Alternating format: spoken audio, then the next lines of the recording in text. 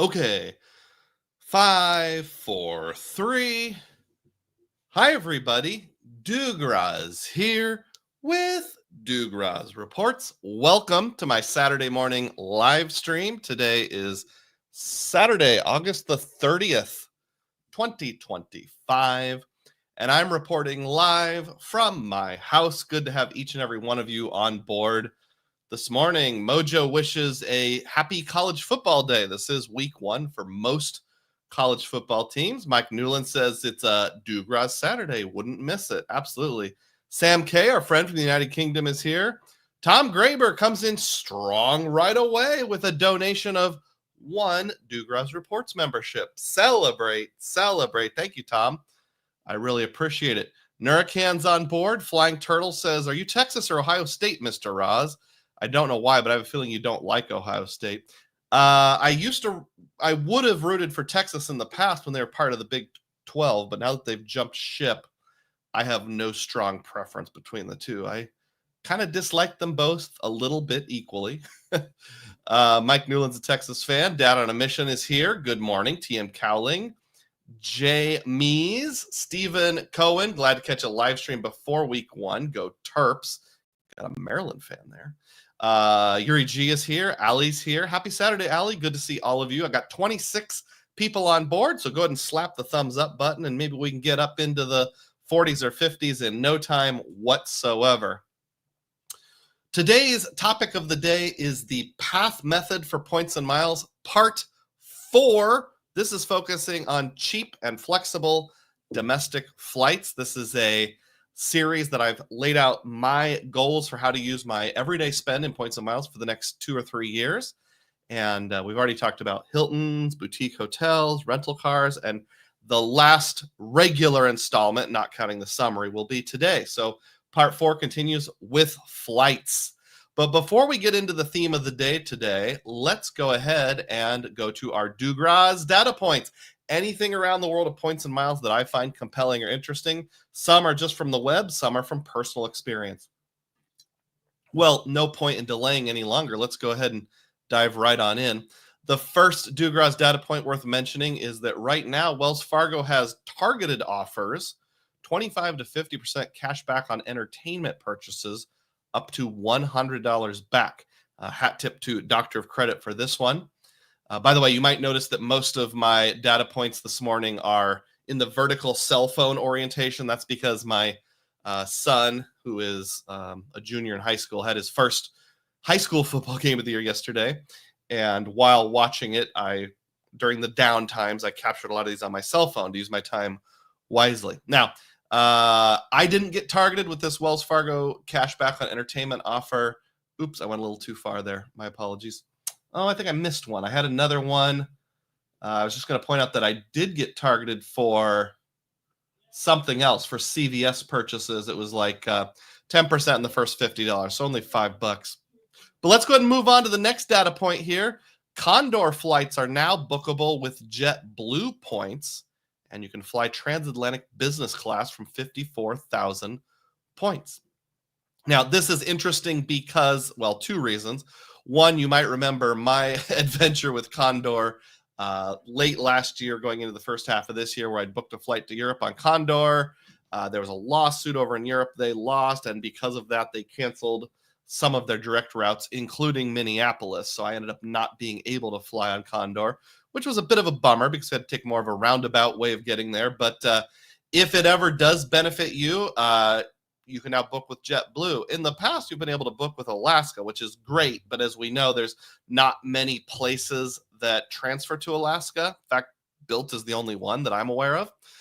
Whereas JetBlue, you can transfer from lots of people. So maybe not quite as good as the Alaska version, but 54,000 points in business class. I've heard a lot of people say things like,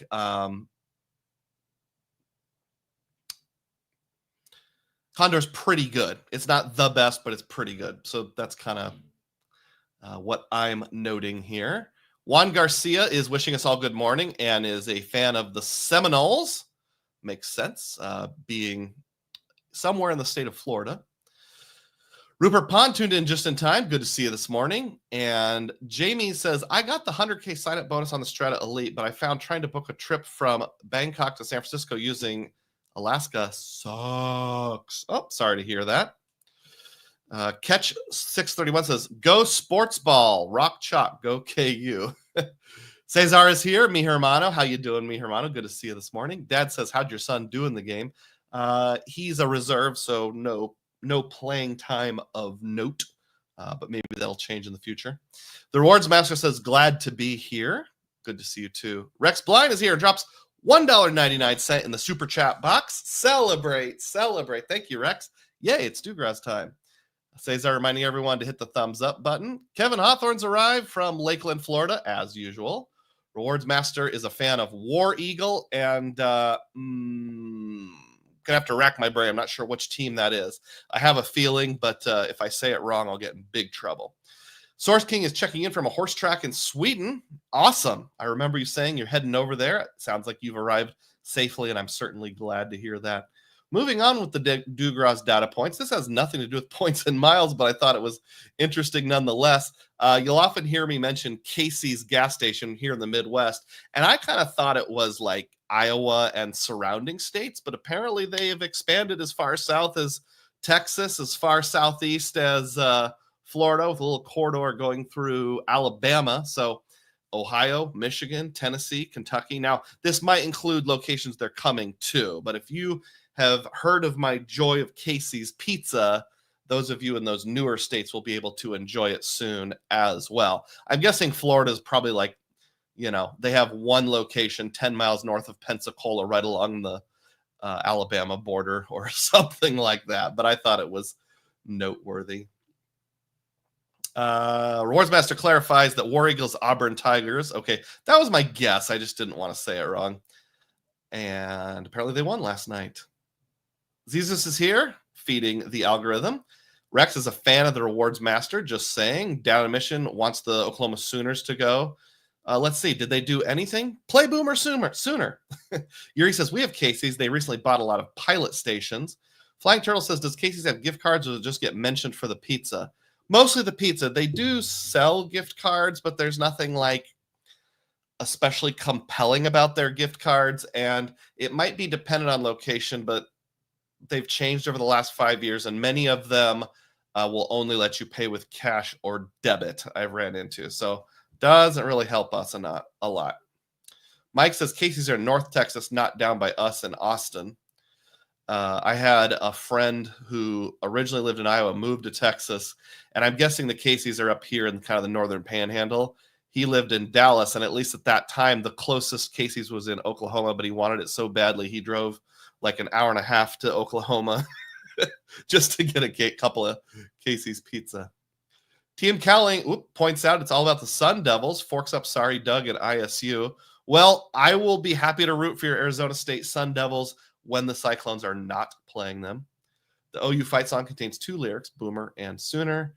Yuri says about Casey's, they do gift cards, also Visas, but Visas are blocked by the register to not accept credit cards. I tried when they were pilot and then with Casey's, same result. Boo. All right. Yeah, that's what I had experienced. That wasn't always the case. You'll remember when I very first got to Points and Miles, I told a story about how there was this one particular reloadable card that was like, I think the Western Union prepaid reloadable card. And Casey's would literally let you swipe it and then reload it by putting a credit card directly into the reader. And I did that several times. And I think I personally broke the system because after a few weeks, they wouldn't let me do it anymore, no matter which location I went to. So sorry about that.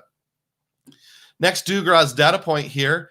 Right now, we've got a 25% transfer bonus going on from City thank you points over to Wyndham. So if you have the Elite, Premier, or Prestige, your 1,000 will become 1,250. If you have merely the plain Jane Strata or one of the junior transfer partner cards, any of the no annual fee cards, you're not getting that. You're just getting something less than that. I don't remember what it is, but not as good. I don't have right in front of me when this transfer bonus ends, but something to be aware of.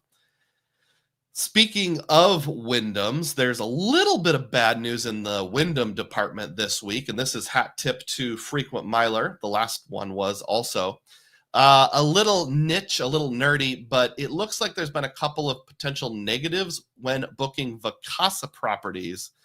A couple readers said that they were advised recently properties specifically in Pigeon Forge, Tennessee, were not able to be booked. This has something to do with Casago's acquisition of Vacasa.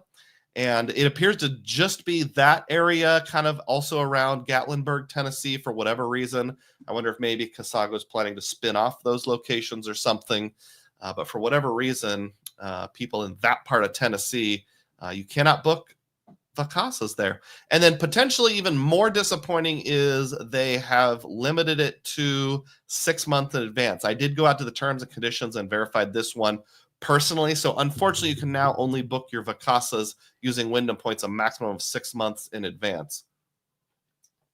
For me, that's not too big of a deal because I'm more of a cabin in the woods kind of guy, but the people who it seemed to affect the most are people that book really popular places in Hawaii, because there's a lot of value to be found there. So that's a little bit of a disappointment. I'm not going to change how I value Vacasa because I still think for my style of travel, there's a really cool one I spotted in Western Maryland, the Panhandle of Maryland, that looks like a Frank Lloyd Wright type house. In fact, it's Frank Lloyd Wright inspired that I'd love to take my wife to someday.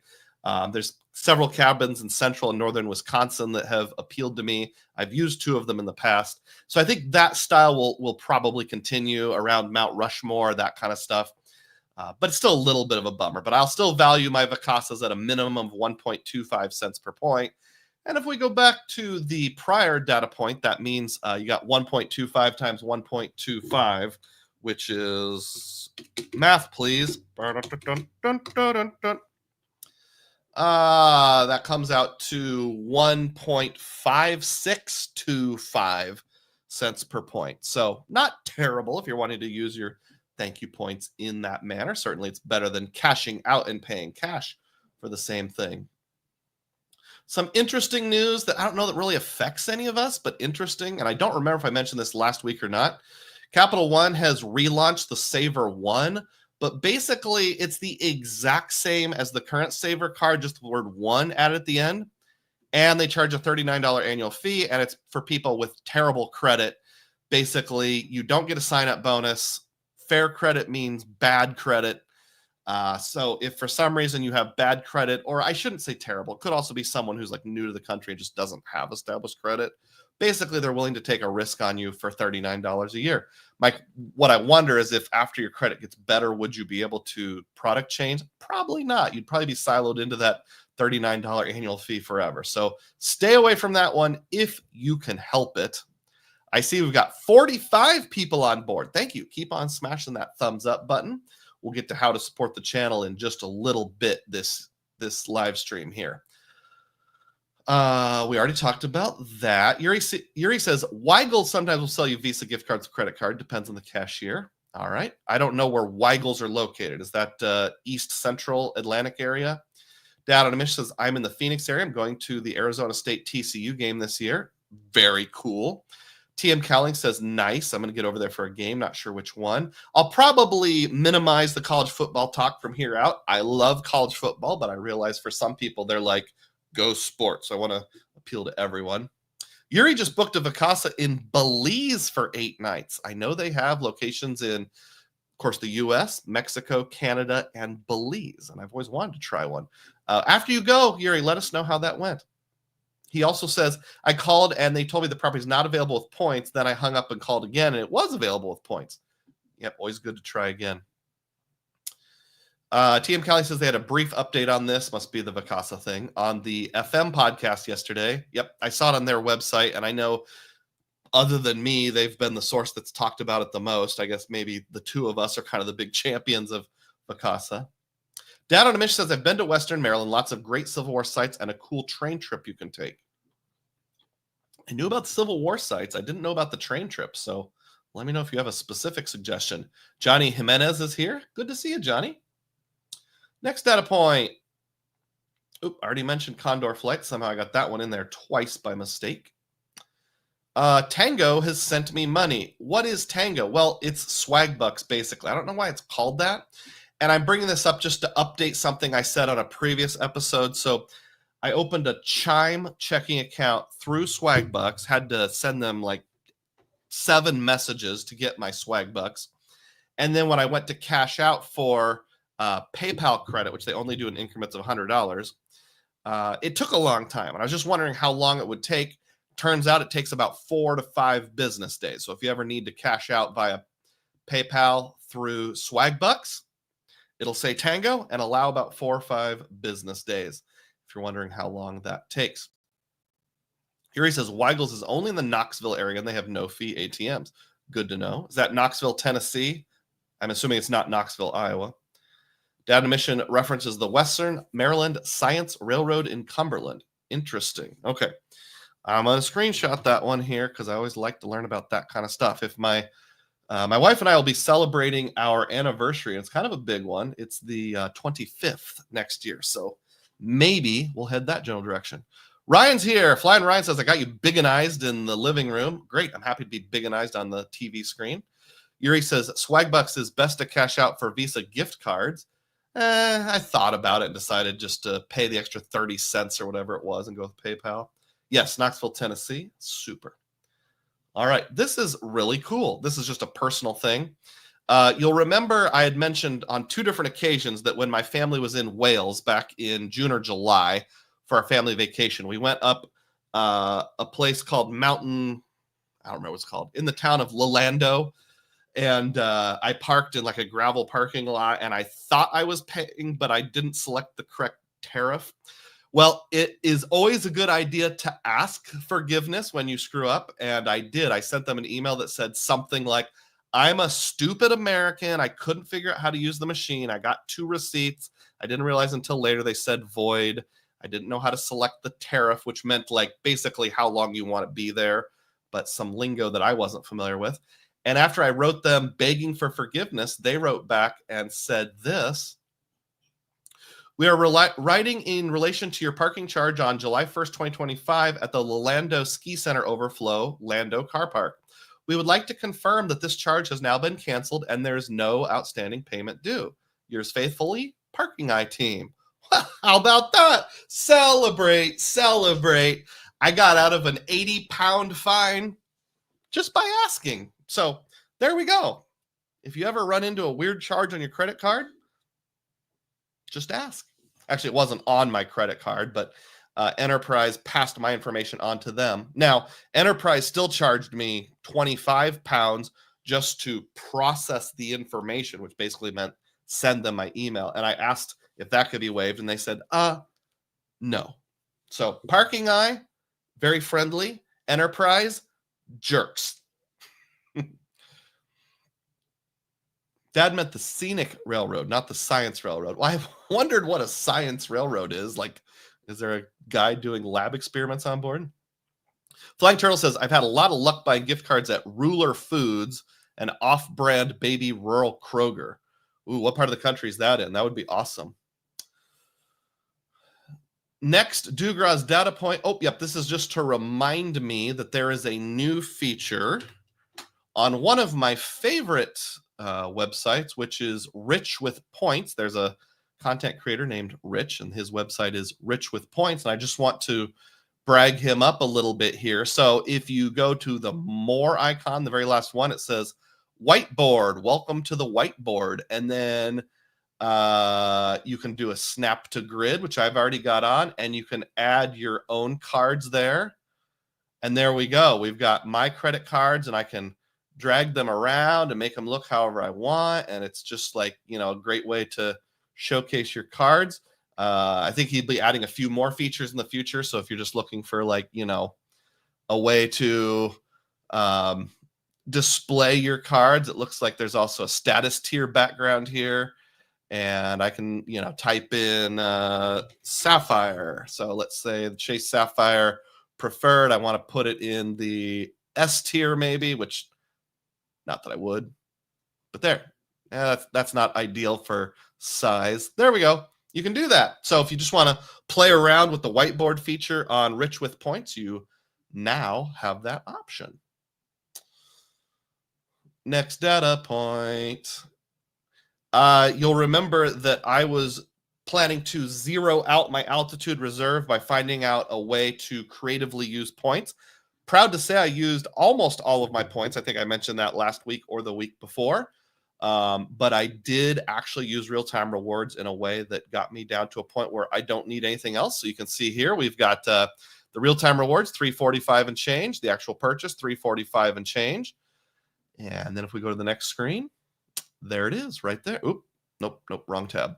Share this tab instead. There it is, $0.00 on my altitude reserve card. Now, if you're wanting to know how I did that, what specific redemption I used to finalize my real-time rewards in the US Bank Altitude Reserve, you need to become a channel member. That's right. You can join my channel as a Dugroz diehard. I have one and only one channel membership level. It's called Dugroz Diehard. It's $3 a month, and you can cancel that anytime. I have over 55 members only videos, if you count the standalones, plus the live streams that I've done in the past for members only. So if you want to join while this live stream is going, there'll be a little green box and we'll have a little celebration together. And if you need a little more incentive for like what kind of things might I get as a channel member, well, I'm a little more responsive to my channel members. Also, the normal standalone videos are almost always released a day early. But I actually had 2 members only videos this week. One of them was called Stupid Hotel Room Trends, and this is a members only rant. Got a picture of a mini fridge there. Maybe that appeals to you. And then another one that is called Cities Theme, which I won't take the time to describe what that is. I just want to kind of pique your interest, and maybe that makes you want to join as a channel member. Speaking of channel memberships, my benefactor, Mr. Mike Newland, comes in super strong and gifts 20, that's 20 Dugroz Reports memberships. Thank you so much, Mike. I'm blown away by the consistency of your generosity. So let's celebrate. Thank you, Mike. I really, really appreciate it. Yuri says, I used points for the USB AR via RTR. Great. Also mentions Google Voice no longer works for those real-time rewards. Dem raised his hand. I don't know if that means you already were a diehard or you got one of the Mike Newland gifts, but regardless, happy either way. Rex thanks Mike Newland. Awesome. Fargonaut thanks Mike Newland. He is a very generous type of fellow. Next Dugroz data point here. This is, well, helps if I actually show it. There we go. This was on my Chase Aeroplan card. So I mentioned a couple of weeks ago, there's a targeted offer for temporarily, I don't remember how long it goes. Your Aeroplan card will earn, it brings the normal 3x up to 5x on gas, grocery, and dining. Actually, gas I don't think is a normal thing. But in addition to that, I actually had an offer from quite a while ago that I completely forgot about, that if I loaded my Aeroplan card into Apple Pay and then used it to make 3 different purchases, I don't remember, it might have even been a minimum amount, like 3 different purchases of at least $50, I would get $20 statement credit. And without me even thinking about it, I hit that. Part of the reason is because Hy-Vee is actually doing their amazing gift card thing right now, where you can go to Hy-Vee, buy a prepaid Visa or MasterCard. And if it's $450 or more, you get $30 knocked off the price, sort of like an instant rebate. So I did a couple of those. Yes, I did find a friendly cashier who let me do the thing I wanted to do, where I could use Apple Pay. Not all of them do, but many of them do. So I got my $20 Apple Pay offer on my Aeroplan card. So there's $20 to go into my cashback savings account. Sweet indeed. Sam K says, is the pause in postage from countries to the U.S. affecting businesses such as selling of merchandise? I know almost nothing about that, Sam. I apologize. I think you mentioned it before. There was some sort of strike of selling postage for items mailed from the UK to the United States. I haven't had any particular impact on that. Rex says, that's Uncle Mike Newland. Yuri G said, I tried to do a pay yourself back on airplane day and it was reversed for some reason. The charge is posted today. Do you know what would be a problem? I do not. I've never had that happen. I apologize. All of mine is like actual travel. I haven't done any funny business. I don't know if that would be an issue. Sam says you're an absolute legend to Mr. Mike. And Yuri says, I tried, that's what we just said. Vincent says there's an offer on Apple Pay right now where you spend at least $50 to get $5 back. So that's an Amex offer. I did see that, just forgot to bring it up. Sam asks, what the heck, YouTube? I'm not sure what you're referencing there. Sorry about that. 51 people on board. Keep on smashing the like button. I need John R in here. Somebody else can fill in for him and say, we have this many people on board, but only this many have clicked the like button. Sorry, Yuri. I don't know. Don't know what you mean by that. Oh yeah, I did see that YouTube smushed your typing together, but I figured it out. We're good. All right, we're approaching the end of the Dugroz data points here, so let's go over some personal items here. I have a new way to support my channel that I did not previously have, and this is called the Tip Top Tip Jar. So you've heard of tip jars and buy me a coffee and that kind of thing. It's that sort of thing. So instead of dropping super chats, if you want to just give me a gift directly, I put a link down in the description box of the live stream here. Sorry about that. A little burpulation.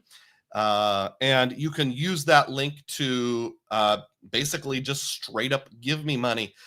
An advantage to doing that is that they take a smaller fee than YouTube does. So depending on how you give, whether it's Apple Pay, whether it's direct with a credit card, whether it's on a laptop or a phone, membership versus direct donation, anywhere from like 30 to 45% is yoinked by YouTube, whereas with Tip Top Tip Jar, it's a much smaller percentage, and you actually have the option to cover the fee if you want to. Don't have to. I'm grateful for anything. The downside is we don't have that sort of instant feedback. I will try my best to, at the end of the live stream, go back and check to see if anybody gave me a tip through the tip jar. If somebody is willing to just try it even for a tiny amount, I think $1 is the minimum. I'm just curious if it's working and if I can get updates while the show is going. So that's something else you can do to support this live stream, support my family. 80% of anything that I net out goes right back into the channel as a reinvestment for either future projects or technology. Still haven't got my new sit-stand desk yet. It's crooked. If you ever wonder why my camera, like if you look at the top of the picture in the background, for example, it looks pretty level, but my whole desk is crooked by about 12 degrees. So I actually have to wedge a piece of paper under the camera. If I were to take that out, this is what it looks like.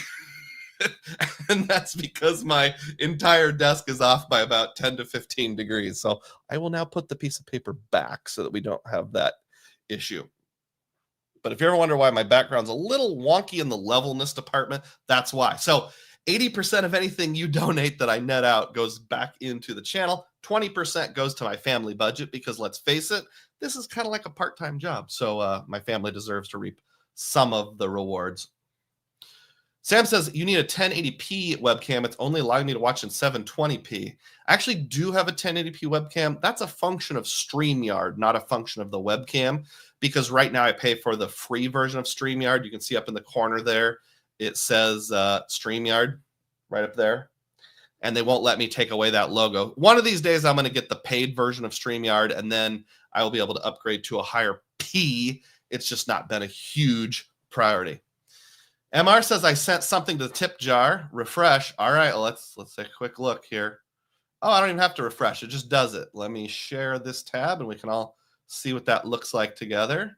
Yeah, there it is right there. On August 30th, MR tipped $20 from one tipper. Celebrate, celebrate. Thank you, MR. I appreciate it. I just don't get like a pop-up notification. So again, if somebody would remind me at the end of the video at the main event when I start to say things like, oh, let's look back and see who donated today, remind me to check the tip jar just to make sure. Thank you so much, MR. I really appreciate that. Zizus Crest asks, have I ever been to the Zizus Christ? Have I ever been to the Pacific Northwest? No, the closest I got was the Muir Woods just north of San Francisco when I was probably like a freshman in high school. My family went out there. But I've never been to Oregon or Washington State or Idaho or Montana. I did go to Devil's Tower, which is in Wyoming, I believe. But yeah, someday it's on my list of things to do. I want to get out to Eugene, Oregon. One of my favorite Simpsons quotes is there's like a throwback where the Simpson characters are pretending to be part of the Lewis and Clark expedition. And Lenny says something like, "Let's give this beautiful location a name deserving of its beauty. Eugene, Oregon." I've always liked that quote. Dumb, I know. Next Dugroz data point here. Every now and then YouTube is just like, hey, here's some people that you should like because they've done nice things for your channel. So this week's community spotlight include Ron Byrne and Fog Runner with 95 and 78 comments lifetime. I believe that's comments on standalone videos, not including live streams, but don't quote me on that. And then the other two in the community spotlight are Nick and New Again at 59 and 100 plus respectively. So thank you to the two of you for being big supporters of the channel with comments, or to the four of you, I should say, for being big supporters of the channel. Talking about 1080p versus 720p, Sam says upgrading to a higher P is good. I actually have a funny quote about that at work several years ago. Probably, I've been in my role for 10 or 11 years. Actually, two funny stories about that. But the first one is about the letter P. Probably 2 years in, so this was 7 years ago. You know, everybody gets a company issued laptop, and some people work from home, some people work in the office. And the built-in laptop webcam at that time, 7 years ago, a lot of them were probably 360 or 480. But I bought a 720p external webcam. And one of the girls in my group, her name was Mariah. She doesn't work there anymore. I'm assuming her name still is Mariah. Said, "Hey, Doug, your picture looks really good. Did you change something?" I said, "Yeah, I bought an external webcam because I was sick of, opening and closing my lid, because I usually don't work with my lid open on the laptop." And I said, "It's 780p, which is higher than the built-in one." And she said, "Oh, well, whatever it is, your P looks really good." She didn't mean it to be funny. She just accidentally said it funny. The other thing, when I said I've worked there 10 or 11 years, I was talking to someone recently at a doctor's office. I work in insurance. And the receptionist was just being a jerk and was trying to get me to modify a form. And of course, if you've ever worked in insurance or anything legal, you can't take a document that is like approved by a compliance department and just change it because you want to. And she's like, "Well, just change the document." And I said something like, "I don't think that's possible. I've worked here for about 10 years in this role, and this is the first time anyone's ever asked me to change a HIPAA type form." And she said, "Well, I've worked here for 11 years. Like, oh, drop the microphone. Just some people are just Karens or Chads, and it was one of those instances. RemGB says, "Thanks for the memberships. 521 Taipei. I don't think we've met before, 521 Taipei. Hat tip to you. Good to meet you. I'm listening to your live stream from a hot tub in Royal Caribbean's newest cruise liner, Star of the Seas. I must have a credit card churning addiction." You must. Awesome. So where is your... you said it's in... well, it's Royal Caribbean. Does that mean it's in the Caribbean? What island in the Caribbean are you closest to? Caterpillar Rep loves the Pacific Northwest.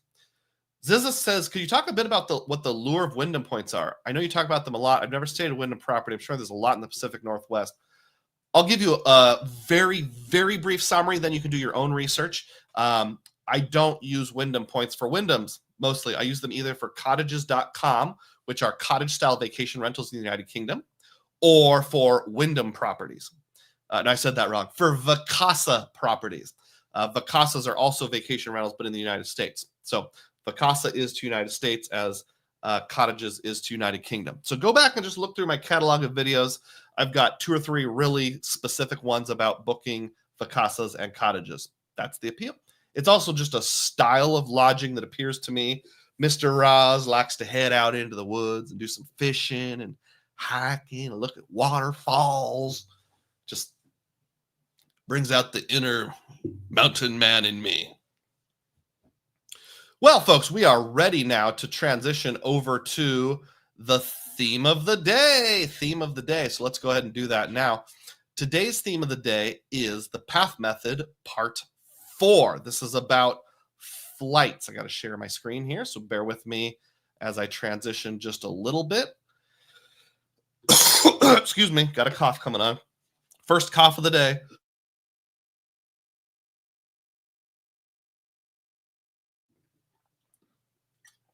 $57 people on board. Keep on smashing the like button. Let's see if we can get up over 100 like we have in the past. Some of these highly technical themes aren't quite as popular, so I rely on you folks even more to make my channel seen. QC Man says, Doug, that was an excellent parody song in the members only video. All the new members should check it out after the live. Thanks, I appreciate that, QC Man. And if you're not sure what he's talking about, you'll just have to become a member. Speaking of members, Filmo has arrived. Late as usual. Did I miss the corn, milk, and pork chops? No, actually you didn't. The only food item we've discussed today is Casey's Pizza. And I don't think they have them in New York State, Filmo, but maybe someday. The Casa is also in Belize and Mexico, Yuri reminds us. So yes, thank you for that. And Canada, but it's just like one little ski resort in the Toronto area. Sometimes I turn these path method videos into standalone videos, so bear with me if I do what sounds like a little bit of an introduction here. But first, I got to take a quick asthma break.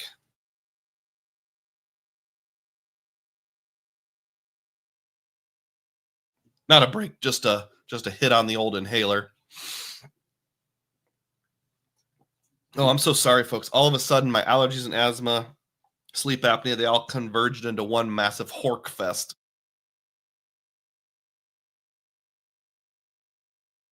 All my bodily fluids are trying to come out. All right, so here we go.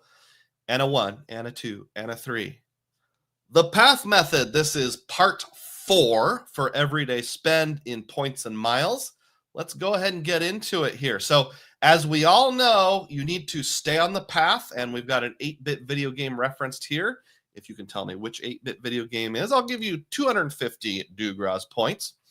But it's important to stay on the path, stay on the path, stay on the path. So just like in 8-bit video games, in the world of points and miles, you do not want to get distracted in your goals. So this is just a quick recap of things I've talked about before. I'll keep it very brief. What we're trying to do is overcome big shiny object syndrome for spend, big multipliers. At the bottom, we have some examples like the Hilton gets 6x on gas and grocery. The Attune gets 4x on barbers and pet food. Amex Gold, 4x on dining, groceries.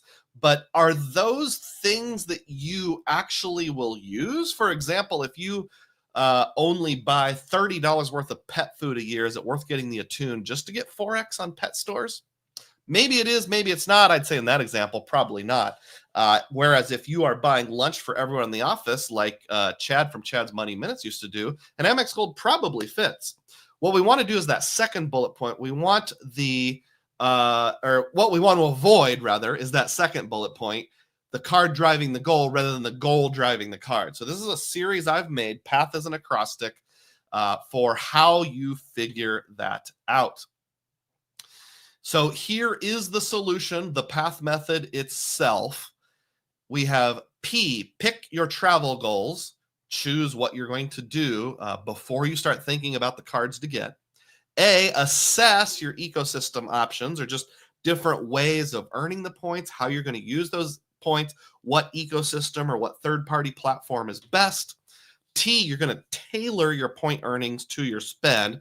Now that you know what you're going to use, you make sure you're spending most efficiently now that you've narrowed it down to what fits your goal. And then H, harvesting your rewards. So you're going to reap your rewards like a guy with a scythe and bring them all in and double check your math. And of course, you'll adjust as you go. My standard disclaimers are this is highly personalized. My goals are definitely not going to be the same as yours. Well, maybe for 1 or 2 people, but not for most of you. And this is for everyday spend, not subs. We know that sign-up bonuses almost always make a card worth it in year 1. So this is when you're not going for a sub, how to optimize your wallet or your mix of cards. I'll pause now and catch up on comments briefly here. 521 Taipei says, I was in the Bahamas heading back to Orlando.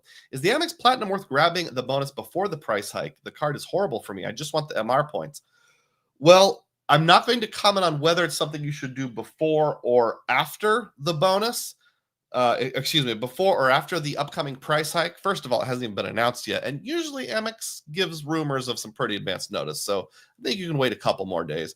But I will say a smash and grab on an Amex Platinum is almost always worthwhile. As we just mentioned, right over here. We all know year one, it's almost always worth it. I've done that myself many times, as long as you can afford the spend. I shouldn't say many times. I've done a personal platinum for my wife, a business platinum for my wife, a business platinum for myself, a business gold for myself. So I've done that kind of stuff before. QC Man gifted 1 Dugroz Reports membership. Celebrate. Thank you, QC Man. I really appreciate it. Ian says, sorry I'm late. I was making all the money at Costco. They had the wrong gold price in the computer. Ooh, did the like that Monopoly card, the bank has made an error in your favor. Did the Costco make an error in your favor, or was it an annoyance you had to have corrected? Down on a Mission says this screen from earlier is from Legend of Zelda. Well, you're not wrong. I just need a little more specific information than that. 521 Taipei also says Zelda. And Sam K says, as long as no projectile liquids exit as a rapid speed. LOL. All right. Filmo said, I always like Pitfall. I get that reference, but that's not the game shown here. I never had Pitfall. I want to go get it now. So, Clue, this is classic NES, the original Nintendo. I still ask my kids, are you guys playing Nintendo? Because in my mind, that's what my dad always said back in the 80s and 90s. MR wins Legend of Zelda 2, The Adventures of Link. 250 Dugroz points for you. Good job, MR. All right, back to where we were. We're on the screen with this lovely young lady architect. Resuming here in 5, 4, 3. So here are the goals I'm going to pick from. This is the first letter in the acrostic, pick. And again, what's important to me may not be important to you. I'm not going to read all of these, but some examples might be you want to do road trips. Maybe you want upscale hotels. These two things don't really go together. So you might want vacation rentals versus upscale hotels. So pick the ones that go together, not necessarily everything. Maybe you're doing many small trips, maybe family travel, maybe you really want lounge access. It's going to vary what goals you have.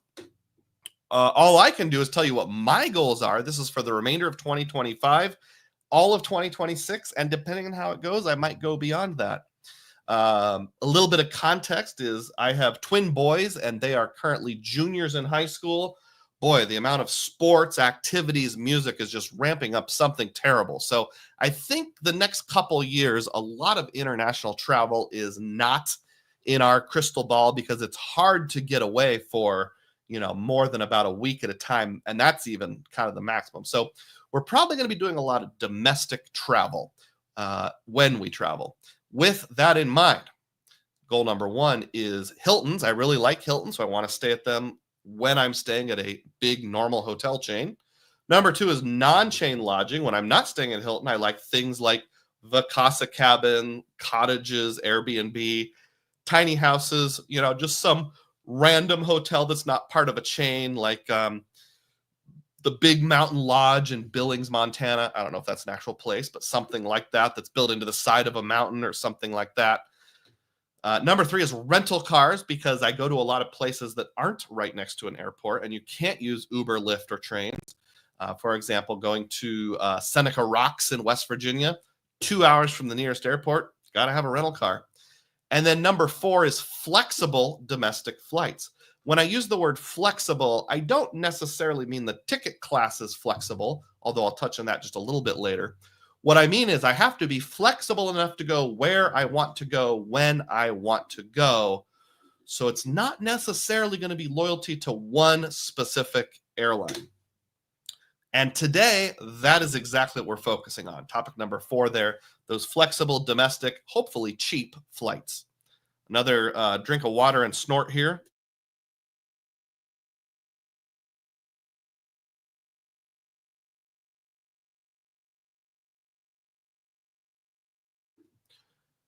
Checking the comments real quickly here. Yep, we already got that. Ian says, big error in my favor. Bank definitely messed up. Oh, well, you can tell me about that offline sometime. Got a little discussion on the specifics here. I will let you guys discuss that over on the side. All right. 59 people. Let's at least clear 60. Keep on smashing thumbs up. If you want to make just a, super chat, something small, go ahead. I will leave my standard offer open of anybody who donates exactly $1.49 as it appears on the screen. We'll get 1,000 Dugroz points. Resuming in 5, 4, 3. All right, so today's pick example goal is number 4, domestic flights that are flexible and hopefully cheap, or as I've written it, flexible domestic flights. So both of the pictures on the screen were taken by yours truly. The one on the bottom is just kind of your standard look out at the wing. I'm not even sure where that is. That might be over the Netherlands, which doesn't really fit my domestic wording, but oh well. And then the one on the top is just a small jet. I'm not even sure where that is. I think it might be Norfolk, Virginia, but don't quote me on that. I live in Des Moines, Iowa, and the airport I fly out of is the Des Moines International Airport. Although it has the word international in the name, that's based on things like runway length and having access to customs. There are no international flights on commercial airlines, not even a flight to Canada. I one time heard somebody say, oh, there's one flight a day from Des Moines to Toronto with FedEx for delivering packages. That's why it's called international. Nope, that's wrong. It's called international. It has to do with the runway length and whether or not they have customs. So you can charter an international flight, but there's no commercial flight. So I can't be picky. And sometimes you're going to fly on very small airplanes. That looks like maybe like a 727, but there's also a lot of Embraer jets and that kind of stuff where first class is 1 on one side and 2 on the other side. I don't need to talk about that today, but I think y'all know the general gist of what I'm getting at. So that was P in path. Next is A, assess. Let's assess domestic flights. So as I look at it, there's kind of 2 different routes I could go with for my domestic flights. Option 1 is directly with the airline. So book directly with American, United, Southwest, whoever, after doing like a Google flight search or setting search alerts. I do sometimes use the price alerts on Google Flights. Sometimes I'll use price alerts on Capital One or price alerts on, I don't do it all the time, but every now and then on points.me or something like that.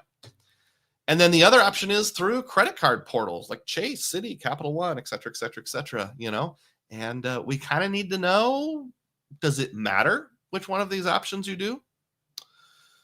Now, how I decided to approach this topic. Now, as you know, with some of the other things in the path method, like, for example, rental cars and boutique hotels, I went out and did some faux travel, some not real travel, where I was like, well, what if you went to this city? What if you went to this city? I thought about running all these simulations with 10, 20, 30 different airlines. I'm like, that'll take forever. What's a better way to approach this? Well, I've already done a fair amount of travel. I'm not as much of a traveler as someone like Uncle Luke or JP Knowledge or someone that travels for work a lot like Lonnie. But, I'm a pretty steady intermittent traveler who flies 3 to 7 times a year. So let's just go back in time and take a look at what I've done since I got into Points and Miles back in 2019. I'm going to look at my flight history rather than projecting out 50 different options and just guessing. I'm going to see what I have actually done in the past. Pause for comments here. Ding, ding, ding, ding. It's just Dennis Dunn. Hello, gang. How's Iowa, Doug? Iowa, the state thereof, is doing just fine. We got a very sunny day outside. Looks like it's going to be nice, kind of in the 70s. So I'm very pleased.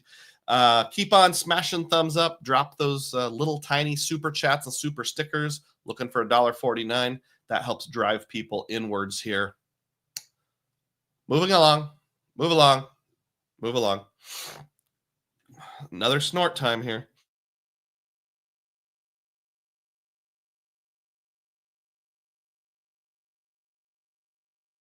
You know that line from Planes, Trains, and Automobiles where John Candy is like, as he gets ready for bed, and he says to Steve Martin, "If I don't clear my sinuses, I'm going to be snorting all night," or something along those lines. That's how I feel this morning. I've just got like a mass of mucus behind my nose that's about the size of a softball. I was outdoors at that football game of my son last night, and even though we're in town, we're in the suburban part of Des Moines. There are farmers' fields only a couple miles away, and there's a lot of pollen and stuff floating around. Ian adds $1.99 to the Cheddar Fund. Celebrate. I will strongly consider getting something with cheddar on it this morning. I appreciate that. Mike Newland drops the 149 coveted super sticker. I hereby give you 1,000 Dugroz points. Mike, good job. Go ahead and tell me what the super sticker looks like. I can't see it on StreamYard. Is it a hot dog? Is it a pile of poop? Celebrate. Thank you, Mike. And Rich with Points says, finishing up your whiteboard changes now, should be posting everything in the next 15 to 20 minutes. Ooh, don't know if I'll have time for that today, but I definitely will at some point in the future, if not today, later. Thanks for all you do, Rich. I really appreciate your platform and hoping to use it mightily in the future. Mike Newell says the sticker said nope. Vacasa's in Costa Rica as well, says Jake T. Jake Tapper. Thank you, Jake. I appreciate that. Thank you so much. Good to see you, by the way. All right. Let's get back to work here. Uh-oh. My entire screen disappeared. I clicked the wrong button. Here we go. Okay. 5, 4, 3. Disclaimer on this. Past performance is not necessarily indicative of future results. We say that about the stock market, but I think it applies to flying on airplanes also. But it does seem like a decent show of a trend to me. So if this is how I've flown in the past and I've liked it, I'm probably going to keep doing it. I'm going to break it down by how I paid for past flights. Points, portal, cash, etc. On the ones I include cash, I'm just letting you know that includes flight credits as well. So like if I managed to trigger a Delta charge as an airline incidental credit, but it was really being used to buy the ticket because I did the old gift card trick, I'm going to count that. Flights that I planned to take and then canceled, if I had credit over there, I'm going to count that as cash. Because at some point, I bought a cash flight, whether I canceled it on purpose or because of a cancellation or because of strategery and shenanigans. All those methods count as cash, even if they're indirect. Cash can also include travel eraser type things. So if I put it on like my Capital One Venture X and then later erased it, or if I used my Aeroplan trick, paid cash and boom, paid myself back, that would count as cash as well. So with all of that in mind, here's all the domestic flights that I have taken in review from 2022 and beyond. Let me rephrase that. All the flights that I've taken for the purpose of travel. If it was like, I sent my wife down to Arizona because her dad broke his arm or something like that, that doesn't count. I'm going to be flying for Christmas vacation, which isn't travel. Just seeing family, I'm not counting that. But like if I'm specifically traveling for the sake of taking a vacation or a rip trip, something like that. Each way. So the way out counts as one, the way back counts as one, even if I booked it as a round trip. So I went to Yorktown, Virginia in April of 2022, and that was Delta, booked through the Chase portal, both ways, there and back. In April of 2023, I went to Gulf Shores, Alabama, and that was Southwest cash on the way out, American Airlines with points on the way back. By the way, if you're wondering why I didn't have any other travel in 2022, it's because in the summer, we drove to a cabin in northern Wisconsin, and then in the fall we did like a driving trip as well. I think it was to a different cabin in Wisconsin or something like that. And then in 2023 in the summer I had a big European vacation where we flew directly from Minneapolis, so there were no other domestic flights. And in the fall we did another road trip. So we're going to skip ahead now. I did go to Las Vegas, though, for the creator meetup in September of 2023. On the way out, it was Southwest cash. On the way back, it was Southwest with points. West Virginia in April of 2024, American Airlines with points, both directions. In summer of 2024, we went to the District of Columbia, and that was American Airlines via British Airlines with points. So the old, arbitrage trick there, both ways. The New Orleans Crater meetup in August/September of 24, I used Delta Cash on the way there and United through the Chase portal on the way back. I went to Springfield, Illinois last fall, and that was Southwest with Cash, both directions. I went to Albany, New York in April of this year, and that was Cash on the way out with Delta, Amex portal Delta on the way back. And although we went to Europe, I did have repositioning flights to New York City / Washington, D.C. this past summer, or the summer that's ending right about now. And that was Delta through the Wells Fargo portal on the way there, American Airlines via Alaska points on the way back.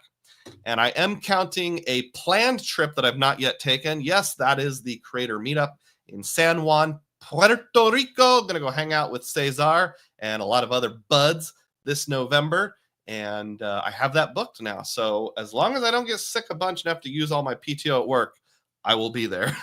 American Airlines both ways, Chase portal on the way there, Amex portal on the way back. So if you're wondering what that comes out to, that was 20 domestic flights or 10 destinations. So 10 out, 10 back. And if I break that down by carrier, this is what it looks like.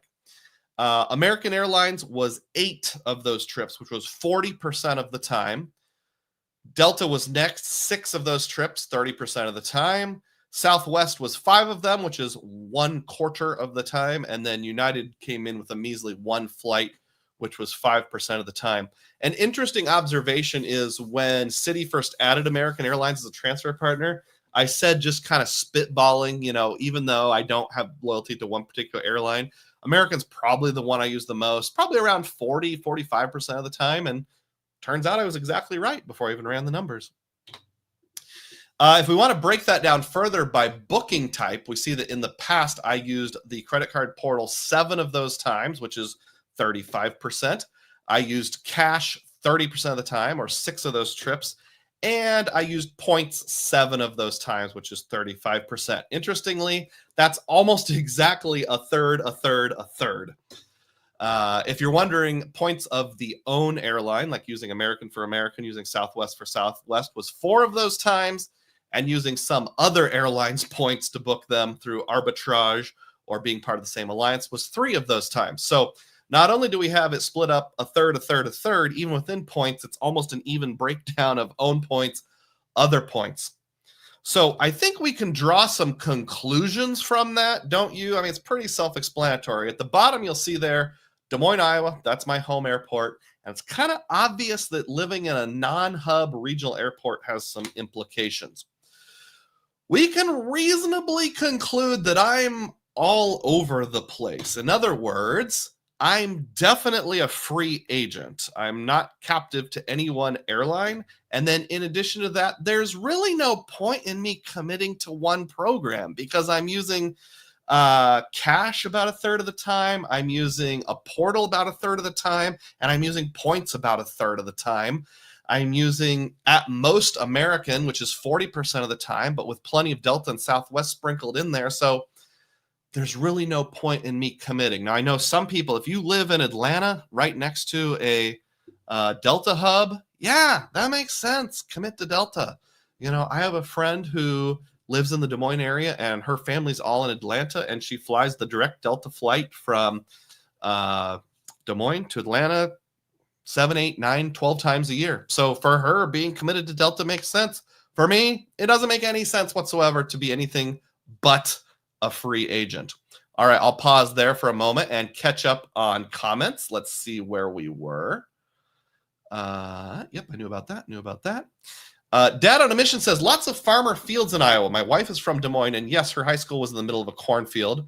Am I remembering correctly she was from Johnston or lived in Johnston for a period of time? Because I used to check the Homeowners Association P.O. box in Johnston.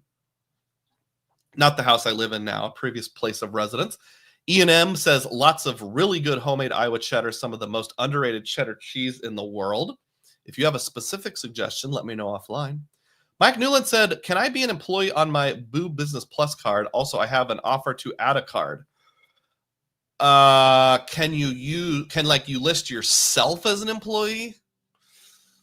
Whether or not the system allows it, I'm not sure. I probably wouldn't risk it. Mike asked, do I use Flighty? Yes, I do, Kent. I use Flighty pretty much all the time. Ian says, Mike, your name and social security number can be on all 99 employee cards. Well, I stand corrected then. I guess you can. Mike says, I heard that the other day, but need to confirm. Thank you, Ian. Salute. Sam asked, do you wear a genuine cowboy hat and boots whenever you're not live streaming? Nope. Being from the United Kingdom, I certainly don't expect you to know this, but just a little bit of American geography here, and I'll even use the map that I happen to have on the screen right now. So I live in Iowa, which is where the center of this little universe of flights is, right there.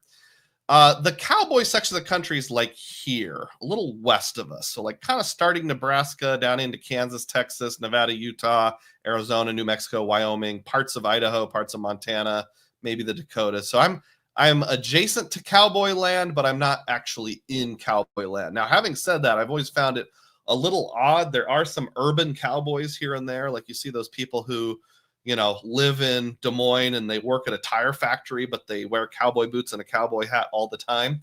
That does happen, but it's a very small percentage of the population. You're more likely to find some guy in a seed corn hat and overalls around here. Happy Tom celebrates 15 months of membership. Good morning, Dugroz. Thanks for the video on domestic travel. You're sure welcome. Thank you, Tom. 15 months of membership. Wow, celebrate. That's quite an icon. Ryan says, I'm going to Des Moines, Washington State next week, throwing my head for a loop. I knew there was a Des Moines, Washington, just don't know hardly anything about it. Dennis asks if I'm a free agent looking for a new contract. I'm just looking for a new thing. So yeah, let's call it that, sure. Happy Tom says, I can only watch so many videos about the Maldives. I'm very happy to report the Maldives will not come into play at all in this video. Dad on a mission says Johnston High School is correct. Awesome. QC Man says Leach Corso chose OSU for his final headgear pick. Totally expected. Happy retirement, Lee. Oh, I didn't know that he was retiring. That's good info. Thank you for sharing. A long and storied career, but probably the right move. Props to him. All right, where am I / was I? Well, I'm definitely a free agent. I don't think anybody disputes that. Let me know if you do. Blow my nose. 5, 4, 3. Are portals fair? Well, let's find out. And here's what I mean by that. So I said I've booked about a third of my travel through portals, but there's always this kind of thought process out there. Like, are they just jacking up the prices? Well, when I did rental cars, remember I found, yeah, a lot of times they are. When I did with boutique hotels, I found out, yeah, a lot of times they are. But I've heard people like Luke from Luke's Points of Miles, Uncle Luke, say, with airfare, just pick your favorite portal and go for it. So let's do a little bit of a sample size. Now, like I said earlier, I'm going to base this on past performance. So I'm not going to do a bunch of examples, but I do have 3 highly pertinent examples. Bear with me, folks. I have a fan blowing directly on me. I'm too cold, so I'm going to turn that off. All right, I'm coming back, I promise. Let's find out if portals are, in fact, fair. So, first example, why don't we go to SJU? That's San Juan, Puerto Rico. Well, hey, this is a very real-life example because this is the specific flight that I booked. This is November 7th of this year. And we're always going to be looking at main cabin. I'm kind of a main cabin kind of guy. I'm not really sure why. Well, I am sure why. One, I want to be able to pick my seat, even if I'm relegated to the back half of the plane. I still want to pick my seat in advance, and I'm willing to pay an extra $40 to do so. And number 2 is if for some reason something came up, like I said, I've only got so many PTO days left.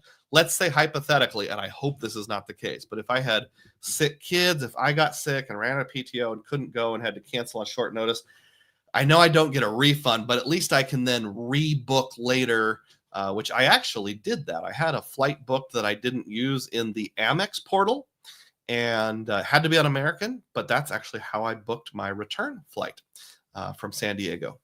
San Juan, Puerto Rico, not San Diego. So we're always going to be looking at main cabin here, $418. Let me know if you have thoughts on main cabin versus basic economy. Do you also always choose main cabin? And with American Airlines Direct, this flight comes to $418. Again, don't look up here. Look down here. Main cabin, $418.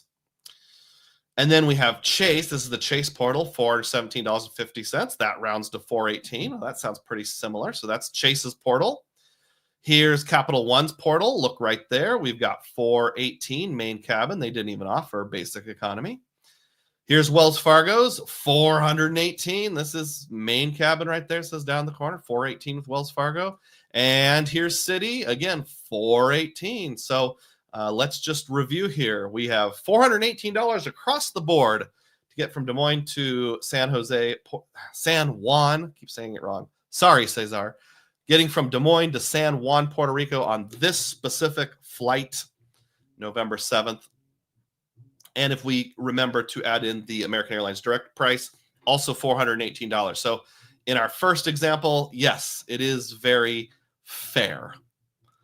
Second example, we're going to fly to Pittsburgh, Pennsylvania. This is more hypothetical than anything else, although Anthony Venture and I would really like to have an adventure-raz to Wheeling, West Virginia sometime. We're bantering around a few different dates. Spring or fall seems to work. So Pittsburgh is the airport closest to Wheeling, West Virginia. That's where the world's best Hampton Inn is located. So I thought, let's check that as well. And I'm not going to go each individual screen for the second, third example. I'm just going to show it to you. Every single portal, Capital One, Chase, Citi, Wells Fargo, all said $218. And you know what the actual price was on United? $218. All right, so that's my second data point. Same flight, same airline, same date, same destination. All the portals were 100% fair. Third example, we've got Des Moines to Day. DAY is Dayton, Ohio. And I'm not sure why I picked Dayton, Ohio. Well, I do. I've got a niece and a nephew that are roughly college age. One's in college, one just graduated, who live in Ohio. And Dayton is the closest city to them. If you've ever heard of Cedarville, Ohio, Cedarville University, that's where my niece is a student right now. It's a Christian college. And so I thought, well, I'll maybe fly out to see her senior recital or something like that. She's into music and singing and whatnot. So let's just say hypothetically, this coming March 4th, I decide to fly out there. Capital One, Chase, and Citi all said $230 for this Delta flight in main cabin. And then I was like, interesting. Wells Fargo said $211. That's not a lot less. It's only $19 less, but wonder why Wells Fargo came in $19 cheaper. Well, I have a theory. I think there's a reason. And that's because, you know how your mom says nothing good happens after midnight? Sometimes good things happen after midnight. Now, the direct price was the same as Wells Fargo, $211, but what happened at midnight? Capital One dropped to $211. So to explain this a little bit more, I was actually working on this late last night, and I started this particular search before 11 o'clock Central Time, which would be midnight in New York City. If you get caught eating lunch in New York City. So I'm assuming Delta bases their pricing off of East Coast time since their headquarters is in Atlanta. So like my first three searches, I put them all in before midnight. The Wells Fargo search didn't start until like 12:07 Eastern time, 11:07 Iowa time. And then I looked up Delta Direct last. And I think maybe that's what happened is Delta updated their pricing at midnight. And then I went back to the Capital One portal and it dropped to $211. Now I also checked Chase and Citi. They didn't update shortly after midnight like Capital One did. But I didn't have time to go back and check this morning, unfortunately. But I bet whenever they do their overnight pricing updates, that actually came to help me once earlier, not on an actual flight I took, but I was looking at the Wells Fargo portal, and I wonder if Wells Fargo like updates either more promptly or slower than other portals, because it was like this one outlier where it had consistently been more expensive on a rental car, and then all of a sudden, for one example, it was way cheaper. So I think it has something to do with the midnight update. So I'm going to just say close enough, or we can pretty much assume that this one was the same. So what are the conclusions I draw from my relatively small sample size, but based on word of mouth from others, those kind of things as well? For price, everything is pretty much the same, whether you go through a portal or through an airline directly. Not always, but pretty much. And then that means I should probably just go with the best combination of features, points you want to earn, etc. Kind of doesn't matter. With hotels, it matters big time. But, with portals, like if you're flying on American, you can put in your American frequent flyer number and it flows through. I did that on the Amex portal. By the way, the reason I didn't show the Amex portal is because that's just the one I'm least likely to use. I'm basically out of Amex except for sign-up bonuses and kind of holding on to some old points. I mean, I'll hit sign-up bonuses here and there. I'm not saying I'm abandoning Amex altogether, but it's really not going to be part of my everyday strategy in any way in the future for the next couple years. So find the portal or direct flight that's the best combination of features, points you want to earn, etc., those kind of things. All right, now's a good time to pause and catch up on comments here. Let's see. We already talked about that. Flying Ryan says, next April Fools, Dugroz does a serious Maldives video. Not a bad idea.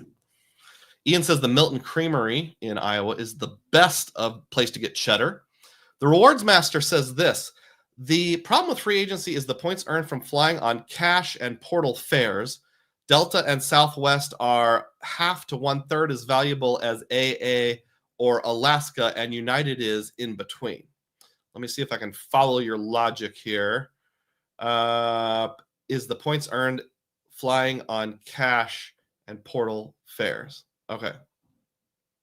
I don't disagree with you if I use the assumption that I'm going to fly the way you fly, Rewards Master. If I'm flying to pinky in the air destinations like Johannesburg, South Africa, or to the French Riviera, or to Japan, or England, or something like that a lot, I agree with you. But I don't know if you were on for the first part of the video. My goal is domestic flights that are flexible and cheap. So I don't think the concept that you mentioned of the valuation discrepancy is really there as much. Good point. But that's why I said this is customized to me at the beginning. Your results will be different. Dad says another April Fool's video idea is shopping with Dugroz at Lululemon for himself using the rumored Amex credit there. I don't think that one's going to happen. Flying Ryan says, oh man, can you game prices off looking at different portals? Good point. I did say pretty much. I'm still going to check all of them. Don't get me wrong. I'm just talking generalizations here. All right, let's move along here. Let's keep going. 5, 4, 3. So let's think about portal earnings, or at least talk it over a little bit. With Chase, we know that if you have the CSR, the new version of the CSR, you're going to earn 8x. And if you have the CSP, you're going to earn 5x. Will that change? I don't know. We're talking about flights specifically. Capital One's Venture X, you're going to earn 5x. Solid. With City, if you have the City Strata Elite, you're going to earn 6x. And if you have the City Strata Premier, you're going to earn 3x. And then with Wells Fargo, oddly, Wells Fargo doesn't give any sort of elevated point earnings. They just give you whatever the card earns. We know the Wells Fargo Autograph Journey earns 4x on any kind of airline. So that's what we're going to go with. And actually, I don't even know if the 4x is correct. I was basing off that something I read, but like if you used the Wells Fargo portal to book a flight and paid with a Wells Fargo Autograph Journey, would it flow through and know it's a flight and give you 4x? Or to give you something less than that, like 3x? It's kind of a moot point because of what I'm going to say next. And I'm guessing we don't have a whole lot of people booking through the Wells Fargo portal, but let me know if you have done that with an Autograph Journey. That seems like a data point that would be awfully hard to come by. Regardless, here's some synopsis.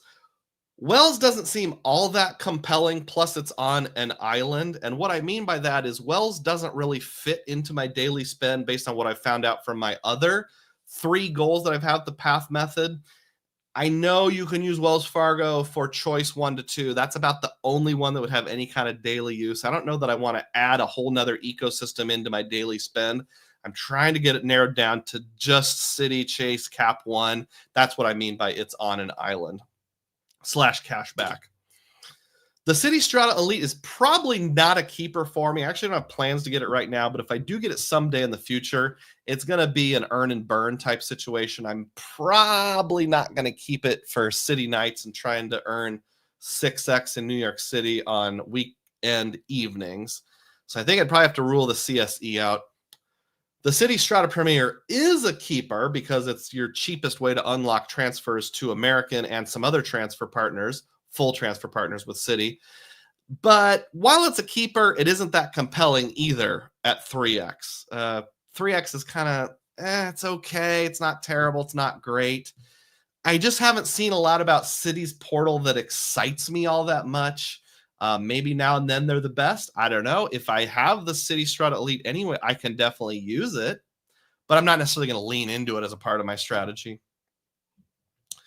The Chase Sapphire Reserve seems to not really be a keeper either. The new version of Chase Sapphire Reserve, as I've mentioned on other episodes, I did pay my old $550 annual fee just a couple weeks ago. So I get to test drive that until like August of next year. I'll see how that goes, but I just don't think I'm going to be keeping the Sapphire Reserve much longer. I think it's probably going to get downgraded to either it's going to get downgraded to a Sapphire Preferred, or I'm going to run everything through a CIP, Chase Inc. Preferred, one of the two.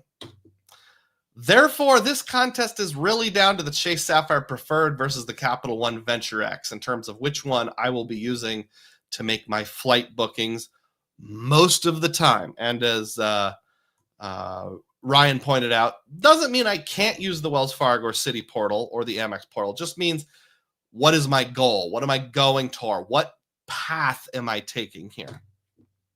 So what's the plan? Well, let's talk that over just a little bit here. Quick drink.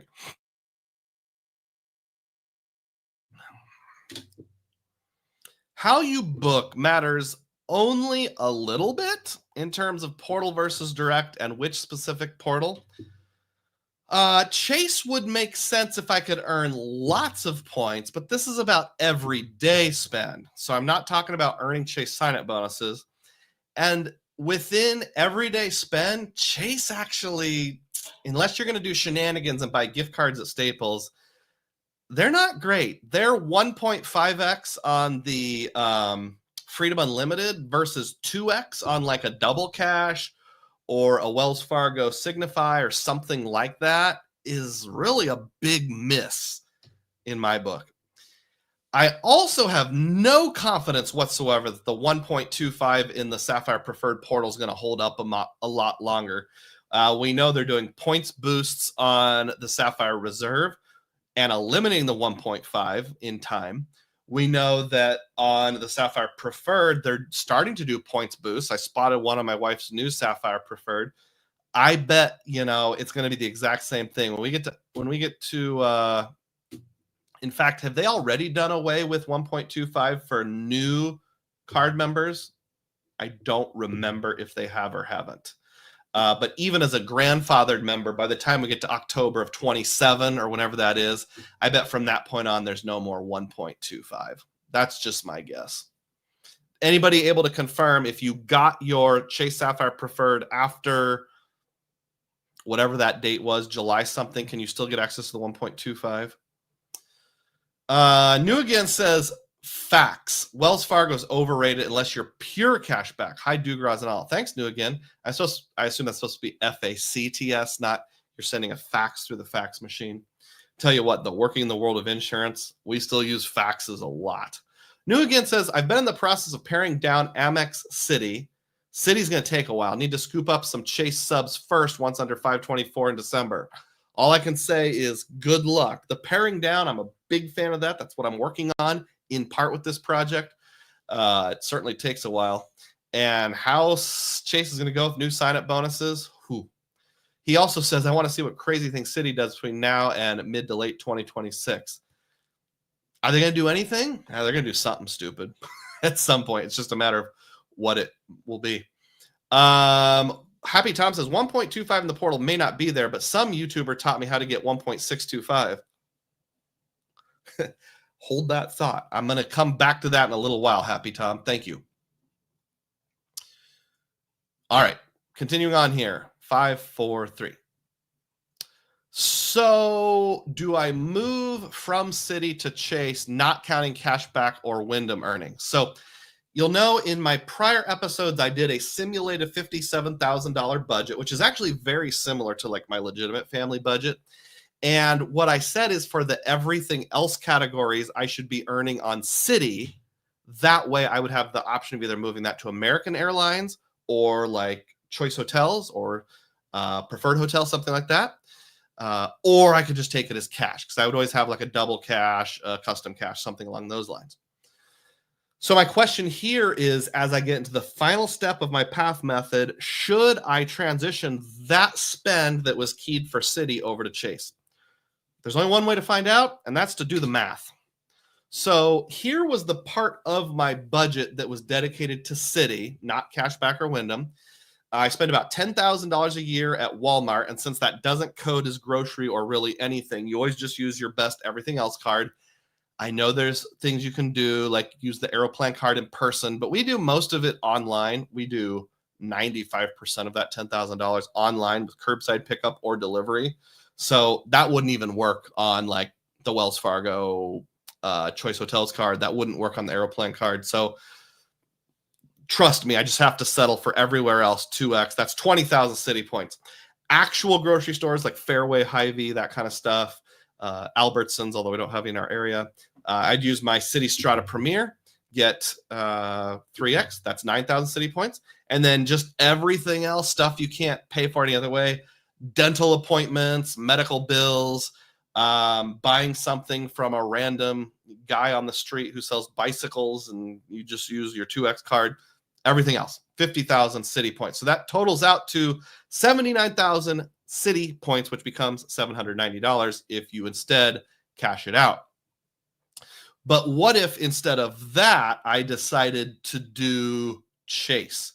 It would look like this. So that Walmart 2X at 10,000 would become 1.5 because the best that I can do is put it on my Freedom Unlimited or my Chase Inc. Unlimited. And then I'm earning 15,000 Chase points. Grocery, Chase doesn't have a grocery category on anything. And yes, I know Freedom Flex occasionally, but again, everyday, reliable, wallet not changing a lot spend. We're talking 1.5 that earns you 4,500 Chase points. And then everything else, again, you have to sell for 1.5. That's 37.5. Add that together instead of getting 79,000 City points, which I could cash out. I'm only earning 57,000 Chase points. That would be $570 if I took it as cash, or $926 if Aeroplan. So there you go, Happy Tom. You said some guy taught you how to do 1.625. Let's say that I roll with that. Let's just say, is that worth it as a long-term, not sign-up bonus, but everyday spend strategy? Not Freedom Flexes, just everyday spend. Is that worth it? So what we're going to do is we're going to take this $926 right here and compare it to the $790 right there and see how that works. But hold up, man. Hold up. Is maintaining the Aeroplan strategy worth the extra $136? So that's the difference between this number and this number. Is it worth the extra $136 to change from City to Chase? Excuse me.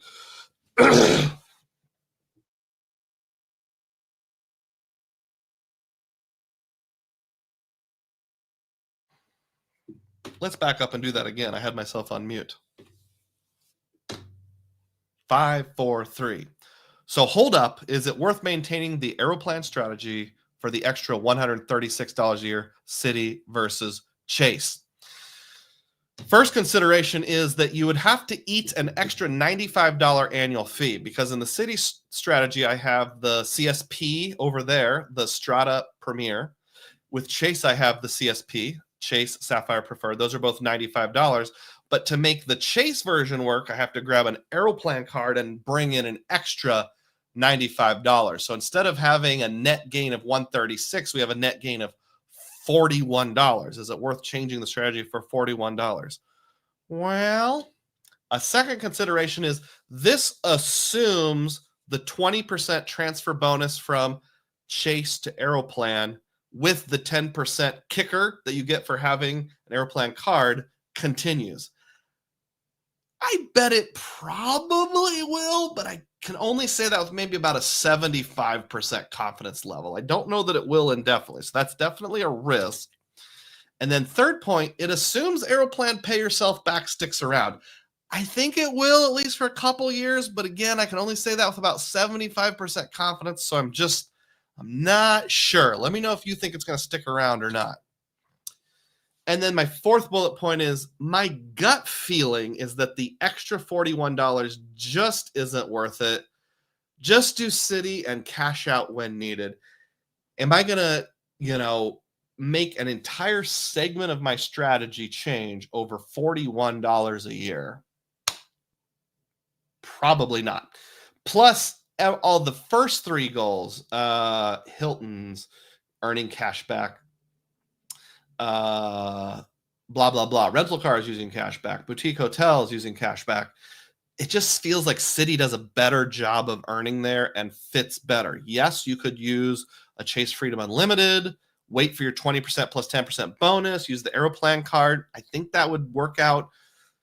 But how much would it work out? We're gonna say my gut feeling is the extra $41 just isn't worth it in this particular situation. Now I'm catching up on the comments here. Yep, that's what Happy Tom said. Told you to come back to it. Yuri G says the Prestige will be converted to a CSE next year. All right. New Again says for sure. Luckily, I don't have the Prestige. New Again says once AA feels the impact of all those redeemed points for a while, likely something's going to change with them or Citi, likely both. I don't disagree with you. I think that's probably a likely thing. What's so great about the points and miles game? They can adjust. We can adjust. In fact, that's how the game works. You just got to stay one step ahead of them. Yuri says, Walmart, buy gift cards at a ODOM when on sale with CIC, Chase Inc. Cash, then put it into MPX and buy Walmart gift cards there for an additional 0.5 MPD. There's a lot of abbreviations there, and I don't know what that means, but we're trying to think of simple everyday techniques, so probably not going to go there. CSP will give you 3x in groceries if you use Walmart Pay. How do you use Walmart Pay for online groceries, though? Because that's 95% of what we do, curbside pickup. If I'm wrong, let me know, Yuri. Yuri says, what if Aeroplan cancels 1.25% travel redemptions? Also, you can do the annual fee at 1.25. Yep, I actually did that. Happy Tom is slowly nodding his head, agreeing with what I said about all these risks. And Mike Newland says, is minimized cards part of the solution? Yes, it is. I want to have a smaller portfolio, a smaller wallet. All right, thank you for the input, guys. Appreciate that. Continuing on here, 543. Price drop protection is a nice benefit too over there in the Capital One portal. And basically it looks kind of like this. So when you're searching for flights and prices, and I actually had this with San Juan and I thought about booking it through the Capital One portal. I went with Chase because I'm kind of under the old dispensation where I'm still getting 1.5 automatically. I'm almost out of Chase points at this point, actually. My wife's sign-up bonus has not yet been earned on her new Sapphire Preferred. So I'm very low on Chase points, but I was able to use many of them. But I kind of wanted to book through Capital One because of this. I got this actual message. You should book now. Hopper hasn't seen a price this low for the past 10 days. And it says, if the price drops within the next 10 days, you'll get back $50 as a travel credit with free price drop protection. So it basically says, we're here now. We think it's going to go up even more. But if it goes down, you're going to get the difference back up to $50. Now, if it's only $10, you only get $10. And yes, it is as a coupon. I kind of like that. It makes me feel like I'm taking a little bit less of a risk. Capital One also has price matching. So, you mentioned, or someone mentioned like different portals for prices and that kind of stuff. I don't think like Capital One would honor the Wells Fargo portal because they say it has to be something you don't have to be a member of. And I'm wondering if since I have to log into my Wells Fargo account, they probably wouldn't honor that. But if like generic Expedia or Travelocity or American Airlines itself has a better price within 24 hours, you can do price matching also with Capital One. So is that a huge benefit? No. Does it, if I'm right on the border between Chase and just using cash over in Portal One, does it tilt the needle towards cash / Capital One / Citi a little? Yeah. Yeah, it does at least a little. So here's the conclusion I've reached for my tentative plan for flights. It's going to be Citi and Capital One in combo. So it's okay to focus on a mix of cash back and Citi thank you points. I don't think I'm going to go with Chase cards for my everyday spend wallet. The only exception will be when I'm paying for cell phone, cable, internet. I will put that on my CIC.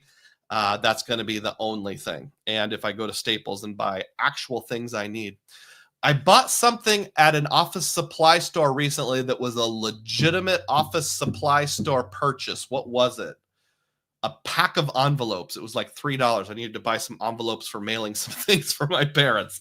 So it was kind of funny because, 99% of what I buy at Staples is shenanigans. But it was like, hey, I'm actually using my card in the way it's intended to be used here. Cool.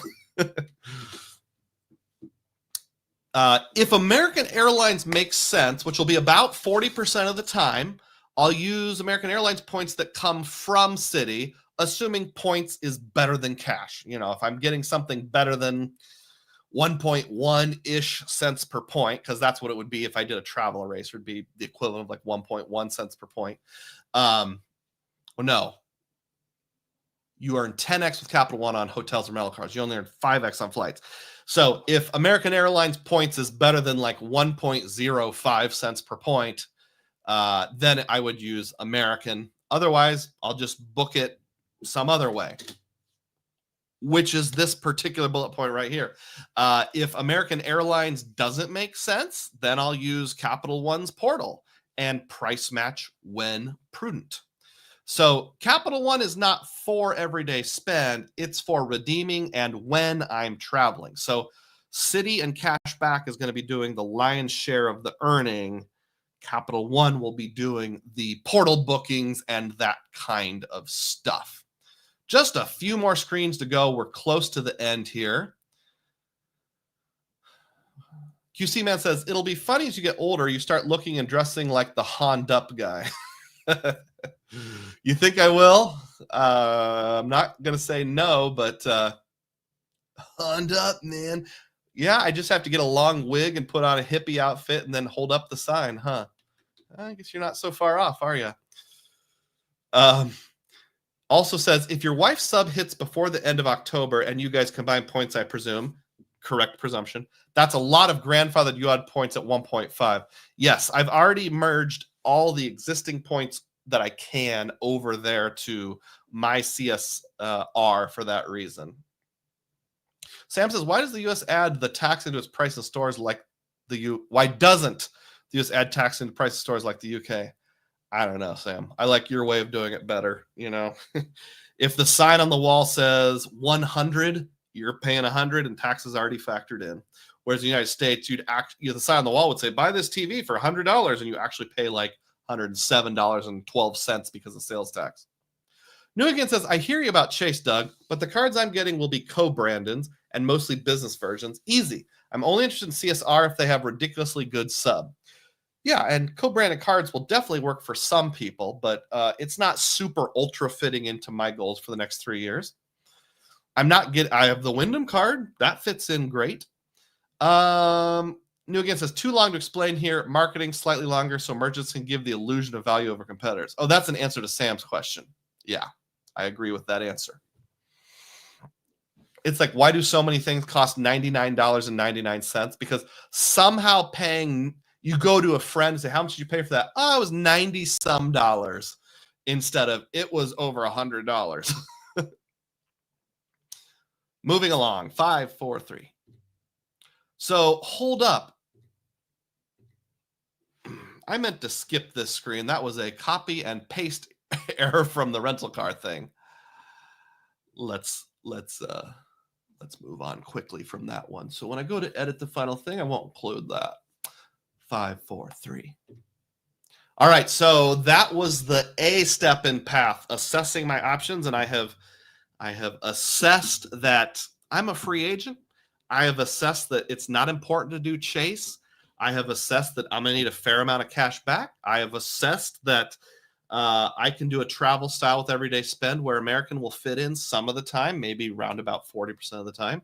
So now it's time to tailor my point earnings to my spend. So the bottom line here with tailoring, or basically this is picking which cards to use, is the earning Chase points on everyday spend isn't a winner. It's still okay for sign-up bonuses, and it's okay for your 5X rotators, but I didn't want to include the rotators, the Freedom and the Freedom Flex in this, because I don't really consider those to be everyday spend. As you may know, I do a lot of shenanigans, so like right now, the Freedom Flex and Freedom are getting 5X on gas stations, so I'm totally cool with buying lots of gift cards, and that can fall into 3 different categories. It can be for future spend, like if I want to buy $700 worth of Taco Bell gift card, because I know I'll use it eventually, although that's a lot of Taco Bell, or Red Lobster or whatever, I can do that at a gas station. I can do strategic spending, where like I go to a gas station and buy let's say there was a Murphy's that sold Walmart gift cards. Go there and buy Walmart gift cards and then use it for Walmart. Or just buy a prepaid Visa card and use that for things I would normally buy, like giving to my church, tuition for my kids, etc. And then, of course, there's manufactured spending. So all of those are various modes of shenanigans, but I don't consider that to be everyday spend. That's some sort of strategery.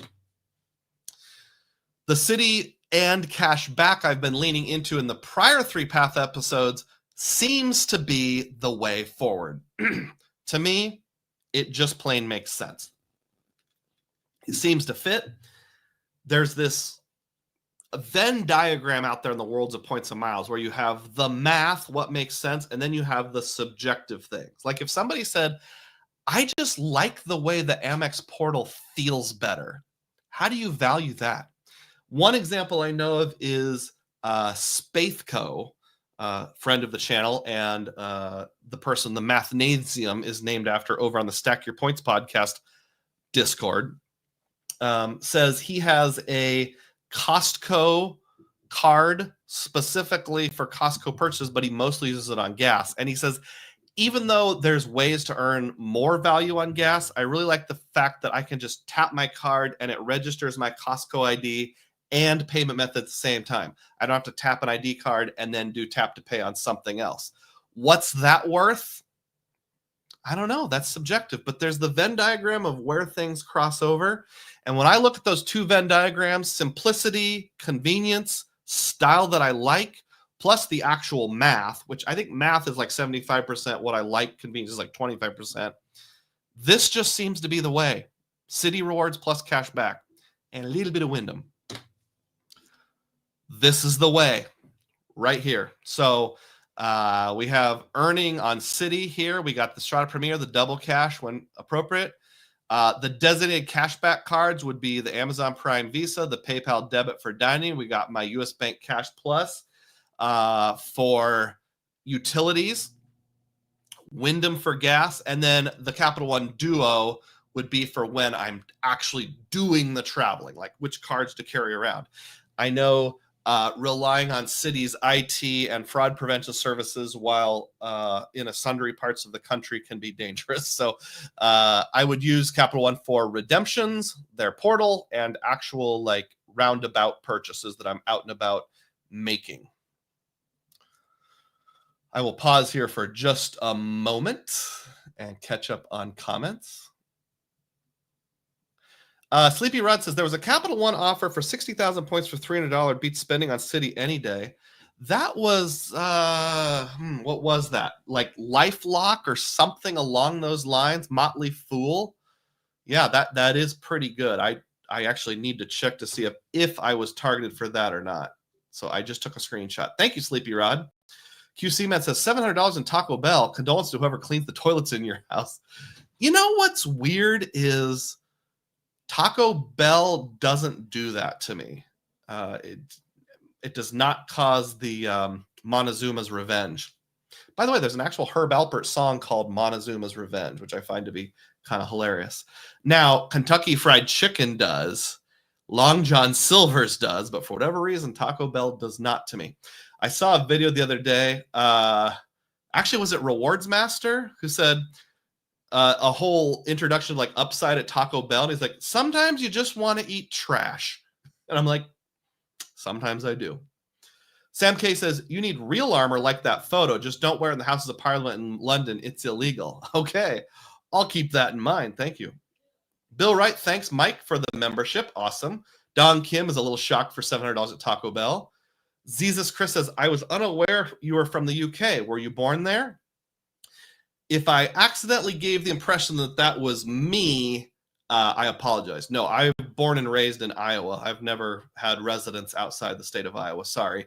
Our good friend Sam right here is from the United Kingdom. Gold Homer 209 is on board and says, hello from Anchorage, Alaska. I've never been on this time zone before, and it's very bright. Awesome. Work-related travel or just for fun travel? Mike Newland says to Bill Wright, text yellow goal. I think that was like a emoji that didn't come through quite right, but basically responding to the thank you. New Again says, IT experience is critically valuable, just like customer service. Both areas are why I loathe US Bank. I need to do a survey sometime, so remind me if I forget. I want to do a survey, at least among channel members. Which bank am I going to destroy my relationship with first? Who's going to do a shutdown on me first? Is it US Bank? Is it Chase? Is it Amex? Is it Citi? Cap One? Yuri says, window for utilities, also future debit is 5% for utilities. Oh, you read my mind. I remember you telling me that last week. I'm going to come back to that. No, US Bar, I don't believe it. You mean you don't believe it's going to be any good? Sam says, why do Americans say math rather than maths, plural? Sometimes we say it for fun. Is that actual common parlance in the UK? I don't know. I thought it was a joke. Like you say, I need to do some maths, plural. Sleepy Rodas, what's your favorite item from Taco Bell? It's the steak burrito, grilled cheese steak burrito light on the chipotle sauce. They took away my favorite, which was the burrito with Frito chips inside. Trash, but good. I thought it was called a crunch wrap or snack crunch wrap or something like that. Is that a recent thing? Oh man, sometimes when I'm feeling really trash, I'll get that one. Just a misunderstanding, no problem. Gold Homer says, just for fun, no labor on Labor Day weekend for me. Awesome. I got to get to Alaska sometime to visit the state capital in Juneau. New Again says, Lamo, can't believe people pay for the YouTube app. I'm not sure what that's a reference to. Mike Newland says, is the bank going to be the first to destroy it or yourself? It could happen. Doesn't matter. You know, if I end up manufacturers spending $17,000 worth of Costco gold through US Bank and they're like, I don't like that, you're shut down, that would count. If US Bank self-implodes, that would count. Jesus Christ says, what sites are a must visit in Des Moines? Why don't I go over that some other time? That's a great question, but I've only got 10 minutes till noon. That's my target end time. Which bank shutdown will be the most painful? Either Chase or Citi, one of the two. Citi because it's taken me so long to get 3 cards with them. Chase because I have the most cards there. One of those two. Ask me again in a year or two, and then I'll decide. This is the way. Not so subtle Star Wars reference. All right, I do have a little bit of content to wrap up here, and then just a very brief look at the picture of the day. 543.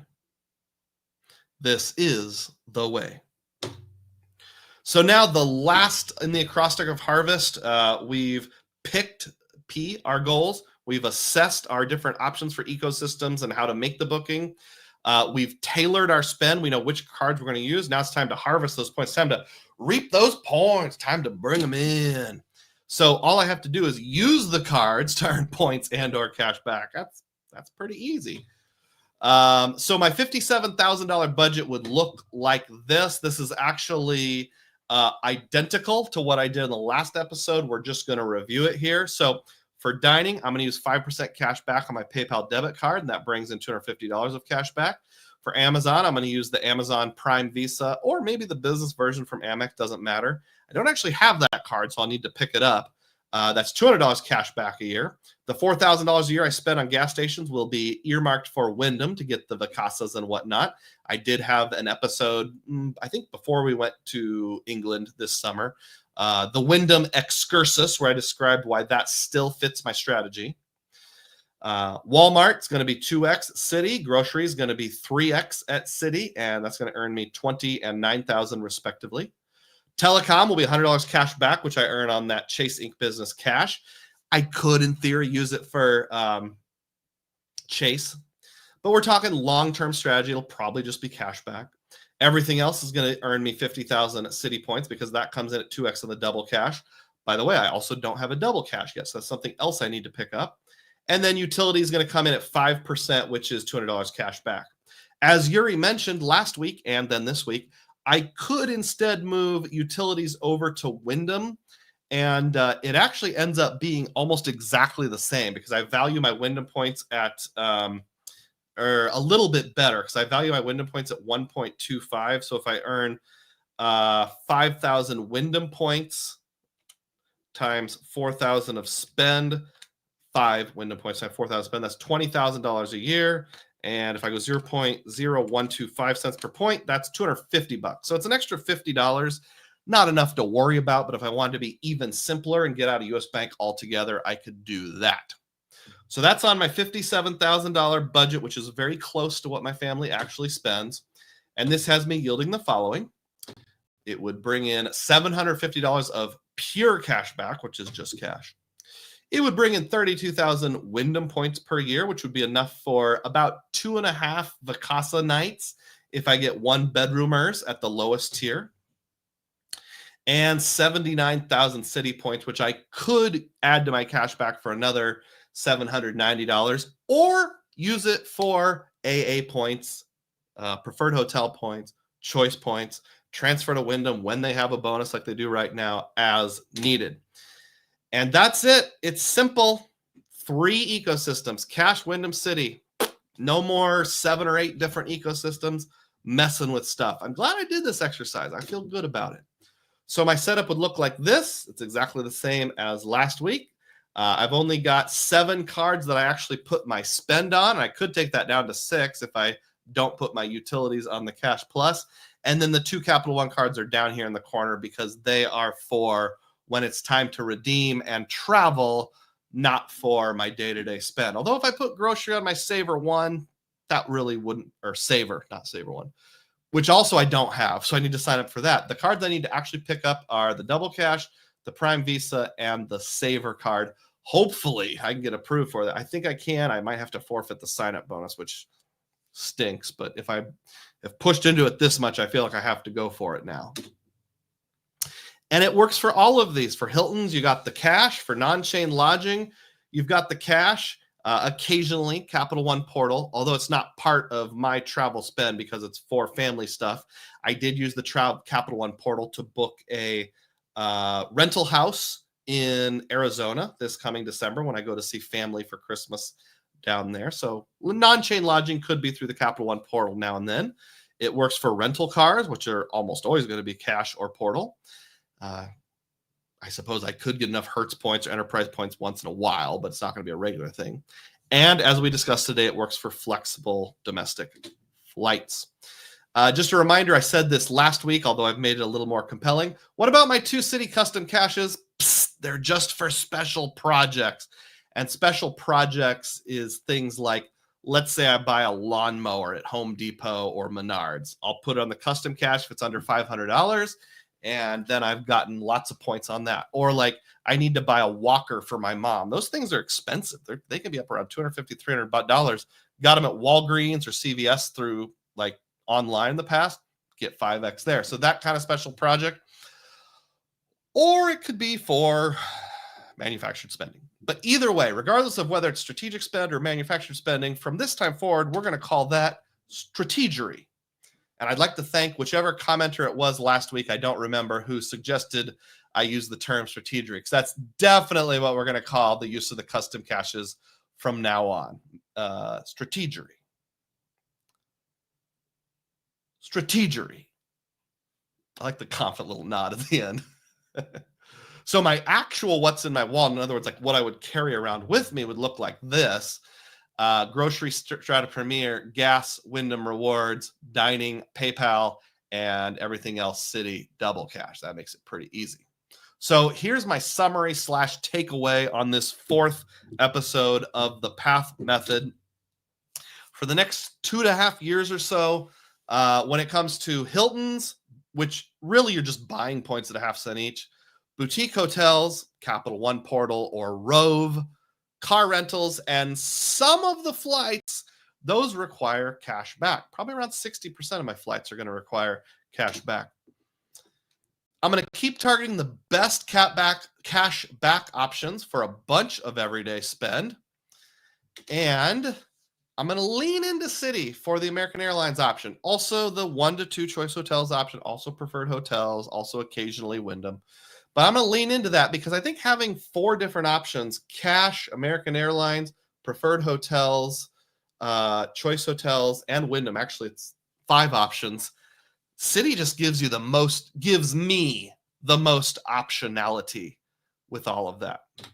And just to let you know, next time, maybe not next week, but the next time I work on the Path Method, we are going to have a synopsis and final tweak. So I'm going to do one kind of omnibus episode where I take all 4 parts that we've discussed, combine them, look at exactly how that works with spend, and also talk about like the mix between everyday spend, sign-up bonuses, and strategery. All right, that brings us to the end of the theme of the day. Thank you, everyone. I really appreciate that. We've got just a few more comments here. Oh boy, I have missed a few. I must have punched a few buttons. A lot of buttons. Oh boy. QC Man says Capital One Duo is more than enough for a normal overseas trip, or just a trip to West Virginia or Pensacola, Florida, or whatever. Perfectly cromulent, as someone would say. I agree. Just bringing those 2 cards. I mean, I'd bring like, my autograph or something as a backup just in case Capital One shuts me down. We talked about that. I'll address it some other time. Talked about that. Sam K says, why do Americans chant USA? Is this mandatory? I don't know. We just like it. Manuel says, I now have the Atmos Summit card. Good card. I'll have to look into that in more details. I mean, do an episode on it sometime. Rewards Magic says, Taco Bell, bring back the Bell Beefer and El Chorito. Wasn't it called like the Beefarito or something like that? Is that what you're referencing, or is the Bell Beefer something else?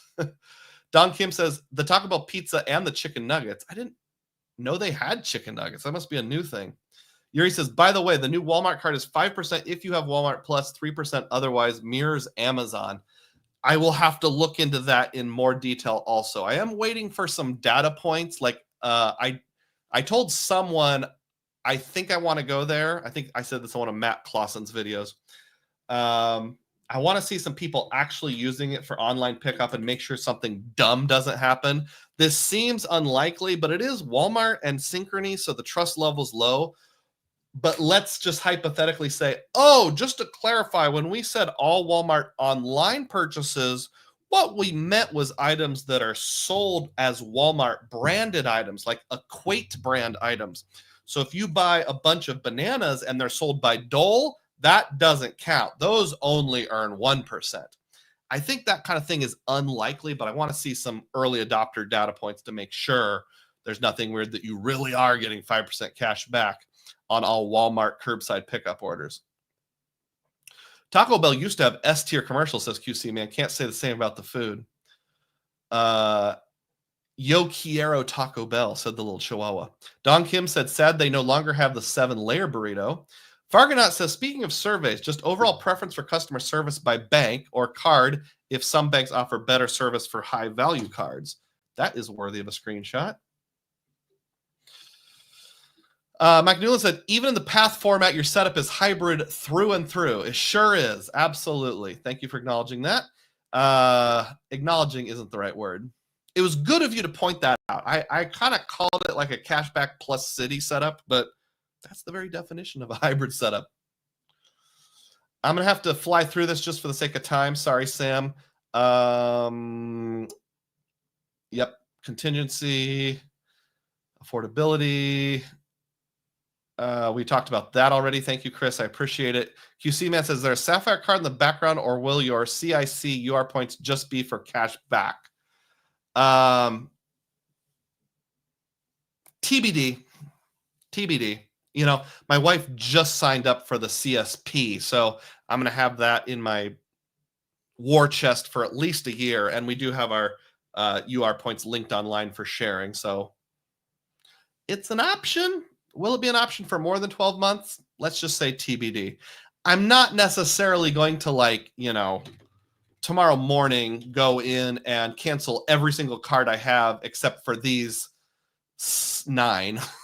I'm still going to have my whole portfolio of cards, although I'm going to start working on whittling them down. So this will be a very gradual process that'll probably take 6 months to a year to kind of get my setup in place, and then more than a year, maybe close to 2 years to get everything trimmed down how it needs to be trimmed down. But thank you for asking. That's a good question, Quality Control. Tom says, I know you want to simplify. Have you looked at You Need a Budget? I can see all my card, investment, bank accounts, etc. one login. It might help you. I've heard of it. Right now, I'm still a spreadsheet guy, but I probably should look into that in more detail. So screenshot coming. QC Man says, that was me that suggested strategery. So from now on, it shall be known as Quality Control Man's strategery comment. Always improving the quality around here. I got to fly on by. QC Man, love George W. Bush by Will Ferrell. Absolutely. No AAA cards. I don't think I buy enough standalone grocery to matter, like actual grocery store groceries. Ian says, someone just sent me a screenshot of the Strata Elite account after 1 month, 600,000 points on city nights. That system is toast in no time. Somebody on the live stream mentioned they were using DoorDash to buy DoorDash gift cards on city nights every Friday and Saturday, and that it was coding as dining no matter what. I bet they'll do something about that. They might figure out a way, like, you know how Amex figured out the Hilton gift card trick and they killed it on the Hilton side rather than on the Amex side. I wonder if Citi will figure out how to kill it on the DoorDash side rather than the card itself. They might be able to figure out a way to make categories flow through on DoorDash. Who am I kidding? It's Citi. It'll take them at least 5 years to figure it out. Don't know anything about that. Ian says, is there a reason every time someone tries to reinvent the wheel, they usually fail? I will not wade into that debate. Goldhomer says, I've calculated Alaska to New York time for city nights. Thanks for the song, Dugroz. I'm glad that could help you out. Sleepy Rod said, did you give the ink cards another shot? Not yet. And I'm assuming what you mean is the ink train. I've got one last chance to hook my caboose up to the ink train and see what happens. I'll let you know when I do. Sam says the sound is glitchy. I'm sorry. We're so close to the end. I'm just going to push on. QC Man says, City will patch up the city nights thing eventually. Bum, bum, bum. City nights. Have you ever heard those city nights? I'm really sorry about my sound glitching out, folks. All right. I'm going to go to the community tab here.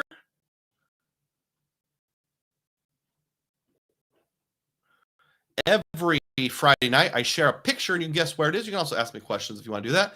And this is the picture that I shared yesterday. And some people made guesses on where that was and had various questions and those kinds of things. So let's now go to the scoreboard and see who asked what question here. All right. So, Dad on a Mission guessed Fort Barrancas in Florida. Great guess, but no, that is not Fort Barrancas in Florida. One clue is you can take a look at how not gray my beard is. So you'll know this was a little while ago, at least. Bobble JB4RK guessed Fort Gaines on Dolphin Island. Nope. Mike Newland guessed Powhatan State Park. Ron Byrne guessed a castle in the United Kingdom.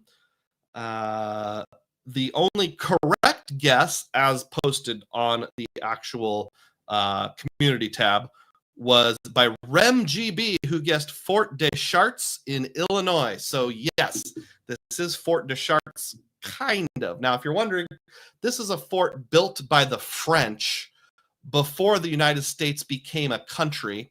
It's right along the Mississippi River, but on the Illinois side of the river.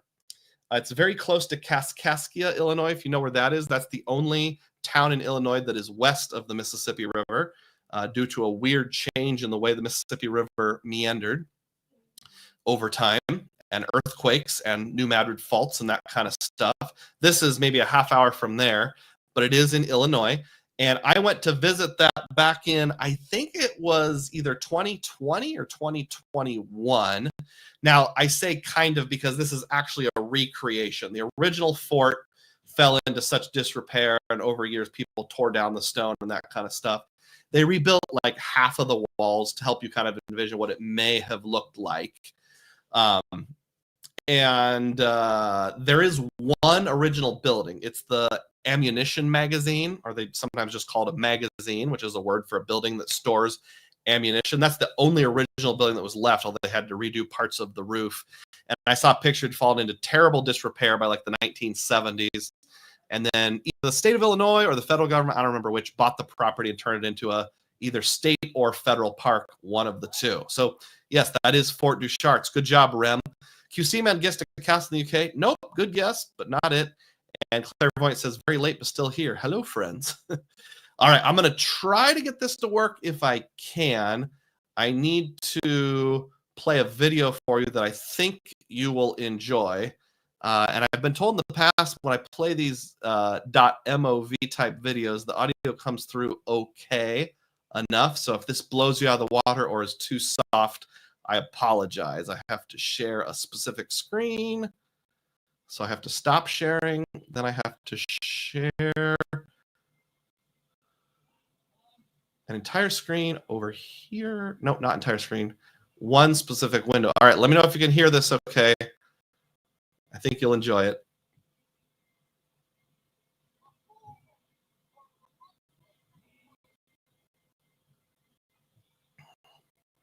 Were you able to hear it? I hope so. And if you do hear it okay, let me know if you know what that is a reference to. In the meantime, QC Man drops a $1.99 super sticker. Celebrate. Celebrate. Thank you so much, QC Man. I really appreciate it. Okay, it is now time to go see who donated this morning, and we'll review that real quickly here. Tom Graber gifted 1 Dugroz Reports membership. Rex Blind donated $1.99. Mike Newland donated 20 memberships. That's just as good as the $60 super chat. QC Man gifted 1 membership. Ian gave $1.99. And QC Man gave a $1.99 super chat.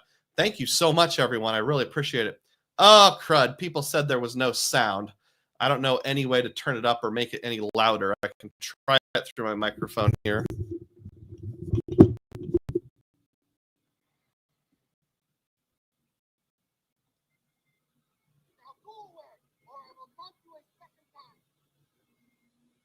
I don't know if you heard that or not, but what I said was, now go away or I will taunt you a second time. Yeah, catch 631, got it. I couldn't hear the video, but I'm going with the French from the Monty Python Holy Grail, just from the motions and that's what I would have done. Glad I'm not the only one. Yes, exactly. Now go away or I will taunt you a second time. All right, so we are wrapping it up right then. I appreciate each and every one of you. Thanks for joining in today. And remember, you can join as a Dugroz diehard, only $3 a month, cancel any time, so you can know what everybody's talking about in terms of the fun song that helps you remember anything about City Unites. And we'll end right there. As always, may your spending be frugal, and may your points be plenteous. Thanks.